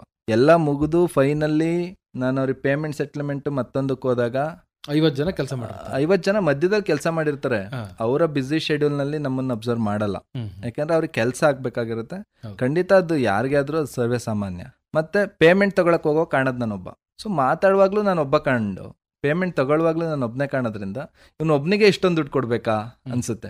ಬಟ್ ಅದನ್ನ ನಾವು ತಂದು ಮತ್ತೆ ಎಲ್ಲಾ ಕಡೆನೂ ಸ್ಪ್ಲಿಟ್ ಮಾಡ್ಬೇಕು. ದುಡ್ಡನ್ನ ಒಂದು ಫ್ಲವರ್ ಬಂದಿರ್ತದೆ, ಫ್ಲವರ್ ಅವ್ರಿಗೆ ಕೊಡ್ಬೇಕು, ಹೌದು, ಅದನ್ನ ಫಿಟ್ಟಿಂಗ್ ಮಾಡೋರ್ಗೆ ಕೊಡ್ಬೇಕು, ಮತ್ತೆ ಕ್ಯಾಮ್ರಾಮನ್ಗಳಿಗೆ ಕೊಡ್ಬೇಕು. ಹಾಗೆ ಎಲ್ಲಾ ತರನು ಅದು ಡಿವೈಡ್ ಆಗ್ತಾ ಹೋಗಿ ನಮ್ಗೆ ಒಂದ್ ಸ್ವಲ್ಪ ಲಾಭಾಂಶ ಅನ್ನೋದು ನಮಗೆ ಮಿಕ್ತದೆ. ಆದ್ರೆ ಒಂದು ಕಾಲಘಟ್ಟದಲ್ಲಿ ಹೇಗಿತ್ತು ಇದೆಲ್ಲ ಅಂತ ಅಂದ್ರೆ, ಈ 10 ಜನ ಅಂತ ಹೇಳಿದ್ನಲ್ಲ, ಈಗ 10 ಜನದ ಕೆಲ್ಸನ ನಾವು ಒಂದೇ ಹೆಸರಲ್ಲಿ ಮಾಡುವಾಗ ಮುಂಚೆ ಒಂದು ಫ್ಲವರ್ ಡೆಕೋರೇಷನ್ ಮಾಡ್ತಾರೆ ಅಂತಂದ್ರೆ ಅವಾಗ ಸ್ಪರ್ಧೆ ಇರ್ಲಿಲ್ಲ. ಹೇಗಿತ್ತು ಅಂತಂದ್ರೆ 10,000 ರೂಪಾಯಿ ಕೆಲಸಕ್ಕೆ ಕೇವಲ 1.5ರಿಂದ 2,000 ರೂಪಾಯಿ ಖರ್ಚು ಮಾಡಿ 10,000 ರೂಪಾಯಿ ಕೆಲಸದಲ್ಲಿ 8,000 ಉಳಿಯುವಂತ ಕಾಲ ಮತ್ತೊಂದಿತ್ತು. ಆದ್ರೆ ಈಗ ಸ್ಪರ್ಧೆ ಮತ್ತೆ ಕ್ರಿಯೇಟಿವ್ ಮತ್ತೆ ಡಿಜಿಟಲೈಸೇಷನ್ ಎಷ್ಟು ಇಂಪ್ರೂವ್ ಆದಂಗೆ ಲಾಭ ಕಮ್ಮಿ ಆಗ್ತಾ ಇದೆ.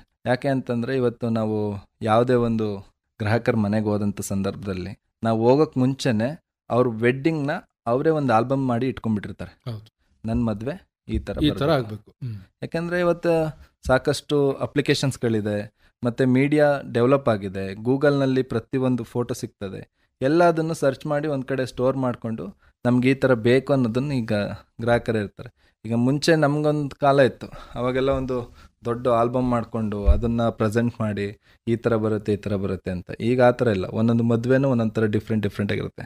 ನಮಗೆ ಇನ್ನೊಂದೇನು ಖುಷಿ ಅಂತಂದರೆ ಆ ಥರದ ಮದುವೆಗಳನ್ನ ತಗೊಳ್ಲಿಕ್ಕೆ ನಮಗೂ ಕೂಡ ಖುಷಿ ಆಗ್ತದೆ. ನನ್ನ ಹ್ಯಾಂಡ್ ಓವರಲ್ಲಿ ಬರೋಂಥ ಇವೆಂಟ್ಗಳು ಸರ್ವೇ ಸಾಮಾನ್ಯವಾಗಿ ಒಂದೇ ಥರ ಇರೋಲ್ಲ. ಒಂದು ಮದುವೆಲಿ ಇದ್ದಂಥ ಸೆಟಪ್ ಮತ್ತೊಂದು ಮದುವೆನಲ್ಲಿ ಯೂಸ್ ಮಾಡೋದು ಕಮ್ಮಿ. ಗ್ರಾಹಕರೇ ಇಲ್ಲ ನಮ್ಗೆ ಇದು ಬೇಕು, ಇದೇ ಥರ ಮಾಡಿ ಪರವಾಗಿಲ್ಲ ಅಂತ ಹೇಳಿದಂಥ ಸಂದರ್ಭದಲ್ಲಿ ಅದಷ್ಟೇ ರಿಪೀಟ್ ಮಾಡ್ತೀವಿ ಬಿಟ್ರೆ ನಾವು ವೈಯಕ್ತಿಕವಾಗಿ ಇವತ್ತರೆಗೂ ಒಂದು ಮದುವೆಲಿ ಮಾಡಿರೋಂಥ ಡಿಸೈನ್ನ ನೆಕ್ಸ್ಟ್ ಮದುವೆನಲ್ಲಿ ಮಾಡಿರೋದು ಕಮ್ಮಿ. ಹೀಗೆ ಈ ಈವೆಂಟ್ ಮ್ಯಾನೇಜ್ಮೆಂಟ್ ಅನ್ನೋ ಅಂಥದ್ದು ಒಂದು ರೀತಿ ಚಾಲೆಂಜಿಂಗ್ ಆಗಿರುತ್ತೆ, ಆಸಕ್ತಿನೂ ಇರುತ್ತೆ, ಜೊತೆಗೆ ಜೀವನವನ್ನು ಕೂಡ ಕಟ್ಟಿಕೊಡುತ್ತೆ ಅನ್ನುವಂಥದ್ದು. ನೀವು ನೆಮ್ಮದಿಯಾಗಿದ್ದೀರಾ? ಖಂಡಿತವಾಗಿಯೂ ನಮ್ಮಲ್ಲೂ ಏಳು ಬೀಳು ಸಾಕಷ್ಟಿದೆ. ಎಲ್ಲ ಈವೆಂಟ್ನಲ್ಲೂ ದುಡ್ಡು ಉಳಿದಿರಲ್ಲ. ಯಾಕೆಂತಂದರೆ ನಿಮ್ಗೆ ಆಗಲೇ ಹೇಳ್ದಂಗೆ ಹೊಸ ವಿನ್ಯಾಸಗಳು ನಮ್ಮಲ್ಲಿ ಬರ್ತಾನೆ ಇರ್ತದೆ. ಈ ಸೀಸನ್ ಇದ್ದಂಥ ಒಂದು ಡಿಸೈನ್ಸ್ಗಳು ನೆಕ್ಸ್ಟ್ ಸೀಸನ್ನಲ್ಲಿ ಕಂಟಿನ್ಯೂ ಆಗೋದಿಲ್ಲ. ಸೊ ಹಾಗಾಗಿ ಸ್ವಲ್ಪ ಏರುಪೇರು ಆಗ್ತಿರುತ್ತೆ ನಮ್ಮ ಲೈಫನ್ನಲ್ಲೂ. ಸರಿಯಾದ ರೀತಿಯಲ್ಲಿ ಬಳಸ್ಕೊಂಡು ಹೋದ್ರೆ ಇದರಲ್ಲೂ ಕೂಡ ಒಂದು ಒಳ್ಳೆ ರೀತಿಯಲ್ಲಿ ಬದುಕನ್ನ ಕಟ್ಕೋಬಹುದು, ಒಂದು ಉತ್ಕೃಷ್ಟವಾದಂಥ ಜೀವನನೂ ಕೂಡ ನಡೆಸ್ಬೋದು ಅಂತ ಹೇಳಲಿಕ್ಕೆ ನಾನು ಇಷ್ಟಪಡ್ತೀನಿ. ಹೆಚ್ಚು ಓದ್ಲಿಲ್ಲ, ಆಮೇಲೆ ಎಲ್ಲೋ ಈ ಕಡೆ ಬಂದೆ ನಾನು, ಆ ಥರದ್ದು ಕೊರಗೇನಾದರೂ ಇದೆಯೋ ಹೇಗೆ? ಖಂಡಿತ ನನಗೆ ಯಾವಾಗ ಆ ಥರ ಒಂದು ಫೀಲಿಂಗ್ಸ್ ಬರುತ್ತೆ ಅಂತಂದ್ರೆ ಕೆಲವು ಸರ್ಕಾರಿ ಕಾರ್ಯಕ್ರಮಗಳನ್ನ ನಾವು ಮಾಡ್ಕೊಡೋವಂಥ ಸಂದರ್ಭದಲ್ಲಿ ಎಲ್ಲದನ್ನು ನಾವು ಆರ್ಗನೈಸ್ ಮಾಡಿರ್ತೀವಿ ತುಂಬ ಅಚ್ಚುಕಟ್ಟಾಗಿ, ತುಂಬ ಶ್ರದ್ಧೆ ವಹಿಸಿ. ಎಷ್ಟೋ ದಿನ ನೀವು ನಂಬಲ್ಲ, ಒಂದು ದಿನದ ನಂತರ ಮಾರನೇ ದಿನನೂ ತಿಂಡಿ ತಿನ್ನೋಕ್ಕೂ ಟೈಮ್ ಸಿಕ್ಕಿರಲ್ಲ. ಅಷ್ಟು 3 ಟೈಮ್ 4 ಟೈಮ್ ಊಟ ತಿಂಡಿ, 2 ದಿನ 3 ದಿನ ನಿದ್ದೆ ಎಲ್ಲ ಬಿಟ್ಟು ಎಲ್ಲ ಕೆಲಸಗಳನ್ನೂ ಮಾಡಿರ್ತೇವೆ. ಕಾರ್ಯಕ್ರಮ ಶುರುವಾಗುತ್ತಲ್ಲ, ಶುರುವಾಗಿ ವೇದಿಕೆ ಮೇಲೆ ಕೂತಿರೋಂಥ ಕೆಲವು ಗಣ್ಯ ವ್ಯಕ್ತಿಗಳನ್ನ ನೋಡಿದಾಗ ನಮಗೆ ಕೊರಗ್ತಾ ಇರುತ್ತೆ. ನಾವು ಒಂದು ಸರಿಯಾದ ರೀತಿಯಲ್ಲಿ ವಿದ್ಯಾಭ್ಯಾಸನ ಕಟ್ಕೊಂಡಿದ್ದಿದ್ರೆ ನಾವು ಒಂದು ಪಕ್ಷ ಅಲ್ಲಿ ಬಂದು ಕೂರ್ಬೋದಿತ್ತೇನೋ ಅನ್ನೋ ಥರ. ಯಾಕಂದರೆ ಅವರ ಅಧಿಕಾರಿಗಳ ಲೆವೆಲಲ್ಲಿ ಇರ್ತಾರೆ ಅಂತಂದರೆ ಅವ್ರಿಗೂ ಆದಂಥ ಕೆಲವೊಂದು ಚಾಲೆಂಜಿಂಗ್ಗಳು, ಅವ್ರದ್ದೇ ಆದಂಥ ಪ್ರೆಷರ್ ಅವ್ರಿಗೂ ಇರ್ತದೆ. ಬಟ್ ಆದ್ರೂ ನಾವು ಅಲ್ಲಿ ಇಲ್ವಲ್ಲ ಅನ್ನೋ ಒಂದು ಕೊರಗು ನನಗೆ ತುಂಬ ಸಲ ಕಾಡಿದೆ. ಆದರೂ ಜೀವನ ಚೆನ್ನಾಗಿದೆ. ನನ್ನ ಜೀವನಕ್ಕೆ ನನಗೆ ಸ್ಯಾಟಿಸ್ಫ್ಯಾಕ್ಷನ್ ಇದೆ. ನಾನು ಇವತ್ತು ಏನೇ ಮಾಡಿದ್ದೀನಿ ಅಂತಂದ್ರೂ ಎಲ್ಲ ಒಳ್ಳೆ ರೀತಿನಲ್ಲೇ ಬದುಕಿದ್ದೀನಿ. ನನ್ನ ಕೈಲಾದಂಥ ಕೆಲವೊಂದು ಸಮಾಜೋನ್ಮುಖಿ ಕೆಲಸಗಳನ್ನೂ ನಾನು ಮಾಡ್ಕೊಳ್ತಾನೆ ಬಂದಿದ್ದೀನಿ. ಅದು ಕೈಲಾದ ಮಟ್ಟಿಗೆ ಇಷ್ಟೇ ಮಾಡಬೇಕು ಅಂತ ಇಲ್ಲ. ಎಷ್ಟೋ ಮಕ್ಳುಗಳಿಗೆ ಓದೋಕ್ಕೆ ಹಣಕಾಸು ತೊಂದರೆ ಇದ್ದಂಥ ಎಷ್ಟೋ ಮಕ್ಳುಗಳು ಕೂಡ ನನ್ನ ಹತ್ರ ಕೇಳಿ ಪಡ್ಕೊಂಡಿರೋದು ಇದೆ. ಕೆಲವು ಸರ್ಕಾರಿ ಶಾಲೆಗಳನ್ನ ಉಳಿಸ್ಬೇಕು ಅನ್ನೋ ನಿಟ್ಟಲ್ಲಿ ಎಷ್ಟೋ ಸರ್ಕಾರಿ ಶಾಲೆಗಳಿಗೆ ನಮ್ಮ ಇವೆಂಟ್ ಕಡೆಯಿಂದಾನೆ ಫ್ರೀಯಾಗಿ ಆನ್ಯುವಲ್ ಡೇ ಅದೆಲ್ಲ ನಾನು ಆರ್ಗನೈಸ್ ಮಾಡಿಕೊಟ್ಟಿರೋದು ಇದೆ. ಅದಾದ ನಂತರ ಕೆಲವು ಸರ್ಕಾರಿ ಶಾಲೆಗಳಿಗೆ ಯೂನಿಫಾರ್ಮ್ಗಳು ಕೊಡಿಸಿರೋದು ಇದೆ. ಅನಾರೋಗ್ಯದಿಂದ ಬಳಲ್ತಿರೋ ಅಂಥವ್ರಿಗೆ ಫ್ರೀಯಾಗಿ ನಮ್ಮ ವೆಹಿಕಲ್ಗಳಲ್ಲೇ ಸರ್ವಿಸ್ ಕೊಟ್ಟಿದ್ದೀನಿ. ಎಷ್ಟೋ ಜನ ಬ್ಲಡ್ ಬೇಕಾಗಿರುತ್ತೆ, ಕೆಲವು ಬ್ಲಡ್ ಬ್ಯಾಂಕಿಂದ ಅರೇಂಜ್ ಆಗಿಲ್ಲ ಅಂತಂದರೆ ನನ್ನ ಗ್ರೂಪಲ್ಲಿ ಯಾರಾದರೂ ಇದ್ದರು ಅಂತಂದರೆ ಅವ್ರ ಕಡೆಯಿಂದ ಅವ್ರಿಗೊಂದು ಬ್ಲಡ್ ಒದಗಿಸೋದಲ್ಲಿ. ಫೈನಲಿ ಯಾರೂ ಸಿಕ್ಕಿಲ್ಲ ಅಂತಂದರೆ ನನ್ನ ಬಿ ಪಾಸಿಟಿವ್ ಬ್ಲಡ್ ಇದೆ. ಎವ್ರಿ 4 ಮಂತ್ಸ್ಗೆ 3 ಮಂತ್ಸಿಗೆ ನಾನು ಕೂಡ ಬ್ಲಡ್ ಕೊಡ್ತಾನೆ ಇರ್ತೀನಿ. ಸೊ ಈ ಥರ ನಮ್ಮ ಕೈಲಿ ಆದಂಥ ಸಮಾಜೋನ್ಮುಖಿ ಕೆಲಸಗಳನ್ನ ಕೂಡ ನಾವು ಮಾಡ್ಕೊತ ಬರ್ತಾ ಇದ್ವಿ. ಜೀವನ ಎಲ್ಲೆಲ್ಲೋ ಎಳ್ಕೊಂಡು ಹೋದ್ರೂ ಕೂಡ ಅದನ್ನ ಸರಿ ದಾರಿಗೆ ತರುವಂಥದ್ದು ನಮ್ಮ ಕೈನಲ್ಲಿ ಇರುತ್ತೆ. ಆ ಥರದ್ದೊಂದನ್ನು ತಾವು ಅಸ್ತ್ರವಾಗಿ ಇಟ್ಕೊಂಡು ಎಲ್ಲಿ ಹೋದ್ರೂ ಕೂಡ ವಾಪಸ್ಸು ನಾನು ಯಾವ ದಾರಿನಲ್ಲಿ ಹೋಗಬೇಕೋ ಅದೇ ದಾರಿಗೆ ಬರಬೇಕು, ಆ ದಾರಿಲಿ ನಾವು ಮುಂದುವರಿಬೇಕು ಅನ್ನುವಂಥ ಒಂದು ಕಲ್ಪನೆಯನ್ನು ಇಟ್ಕೊಂಡು ಮುಂದುವರ್ಕೊಂಡು ಹೋಗ್ತಾ ಇದ್ದೀರಿ. ಕೇವಲ ನಿಮ್ಮ ಕೆಲಸಕ್ಕಷ್ಟೇ ಸೀಮಿತ ಆಗದೆ ಸಮಾಜ ಸೇವೆಯನ್ನು ಕೂಡ ಸಾಕಷ್ಟು ಥರದಲ್ಲಿ ಮಾಡ್ತಾ ಇದ್ದೀರಿ. ಈ ನಿಮ್ಮ ಎಲ್ಲ ಸಮಾಜ ಕಾರ್ಯಗಳು ಹೀಗೆ ಮುಂದುವರಿಯಲಿ, ನಿಮ್ಮ ವೃತ್ತಿಯೂ ಕೂಡ ಹೀಗೆ ಮುಂದುವರಿಯಲಿ. ಶಿವರಾಮ್, ನಿಮ್ಮನ್ನ ನಮ್ಮ ಕೇಳುಗರು ಮಾತಾಡಿಸ್ಬೇಕು ಅಂತ ಹೇಳಿದ್ರೆ ಹೇಗೆ ಮಾತಾಡಿಸ್ತಕ್ಕಂಥದ್ದು? ಪ್ರಮುಖವಾಗಿ ನನ್ನ ದೂರವಾಣಿ ಸಂಖ್ಯೆ ಕೊಡೋಕ್ಕಿಂತ ಮುಂಚೆ ನಾನು ಯುವಕರಲ್ಲಿ ಒಂದು ಯಾವಾಗಲೂ ಮನವಿನ ಮಾಡ್ಕೊಳ್ತಾನೆ ಇರ್ತೀನಿ. ಆದಷ್ಟು ನಮ್ಮ ಸರ್ಕಾರಿ ಶಾಲೆಗಳು ಉಳಿಬೇಕು, ಮತ್ತು ಒಳ್ಳೆ ನಾವು ಕಲ್ತು ಬಂದಿರೋಂಥ ಶಿಕ್ಷಕರುಗಳಿಗೆ ಒಂದು ಒಳ್ಳೆ ಮರ್ಯಾದೆ ಕೊಡೋ ಅಂಥ ಕೆಲಸಗಳು ನನಗೆ ಇವತ್ತು ಕಾಣಿಸ್ತಿಲ್ಲ. ಯಾಕೆಂತಂದರೆ ಯುವಕರು ಇವತ್ತು ತುಂಬ ಒಂದು ಸೋಷಿಯಲ್ ಮೀಡಿಯಾ ಅನ್ನೋ ಒಂದು ಜಾಲದಲ್ಲಿ ಸಿಕ್ಕಿ ನೆರಳ್ತಾ ಇದ್ದಾರೆ. ಸ್ಟೂಡೆಂಟ್ಸ್ಗಳು ತುಂಬ ಚಟಗಳಿಗೆ ಬಲಿಯಾಗ್ತಾ ಇದ್ದಾರೆ. ಅವ್ರು ಅದನ್ನೆಲ್ಲ ಬಿಟ್ಟು ಒಂದು ಒಳ್ಳೆಯ ರೀತಿಯಲ್ಲಿ ಒಂದು ಉತ್ತಮ ಸಮಾಜ ಕಟ್ಟೋದ್ರಲ್ಲಿ ಅವ್ರ ಪಾತ್ರನ ವಹಿಸ್ಬೇಕು ಅಂತಲೂ ಕೇಳ್ಕೊಳ್ತೀನಿ ನಿಮ್ಮ ಆಕಾಶವಾಣಿ ಮುಖೇನ. ಹಾಗೆಯೇ ನನ್ನ ಸಂಪರ್ಕಿಸ್ಬೇಕು ಅಂತ ಅಂದರೆ ನನ್ನ ದೂರವಾಣಿ ಸಂಖ್ಯೆ ಹೇಗಿದೆ 8618562480. ಇನ್ನೊಂದ್ಸಾರಿ ಹೇಳಿ ಸಂಪರ್ಕ ಸಂಖ್ಯೆಯನ್ನು. 8618562480. ಒಳ್ಳೆಯದು ಶಿವರಾಮ್ ಅವರೇ, ಇದುವರೆಗೆ ನಿಮ್ಮ ಬದುಕಿನ ಕಥೆಯನ್ನು ನಮ್ಮ ಕೇಳುಗರೊಂದಿಗೆ ಬಹಳ ವಿವರವಾಗಿ ಹಂಚಿಕೊಂಡ್ರಿ. ತಮಗೆ ಧನ್ಯವಾದಗಳು, ನಮಸ್ಕಾರ. ನನಗೂ ಕೂಡ ಗುರುತಿಸಿ ಆಕಾಶವಾಣಿನಲ್ಲಿ ಮಾತಾಡೋಕ್ಕೆ ಅವಕಾಶ ಕೊಟ್ಟಂತ ನಿಮಗೂ ಕೂಡ ತುಂಬ ಹೃದಯದ ಧನ್ಯವಾದಗಳು. ನಮಸ್ಕಾರ. ಇದುವರೆಗೆ ಯುವ ಉದ್ಯಮಿ ಹಾಸನ ತಾಲೂಕು ಆನೆಹಳ್ಳಿ ಗ್ರಾಮದ ಶಿವರಾಮ್ ಅವರೊಂದಿಗಿನ ಮಾತುಕತೆ ಕೇಳಿದಿರಿ. ಇವರೊಂದಿಗೆ ಮಾತುಕತೆಯಲ್ಲಿ ಪಾಲ್ಗೊಂಡವರು ಅರಕಲಗೂಡು ವಿ ಮಧುಸೂದನ್, ಸಹಕಾರ ನಾಜಿಮಾ ಬಾನು. ಇದುವರೆಗೆ ಆಕಾಶದೀಪ ಮೂಡಿಬಂತು. ಇದು ಹಾಸನ ಆಕಾಶವಾಣಿಯಿಂದ ಪ್ರಸಾರವಾಯಿತು.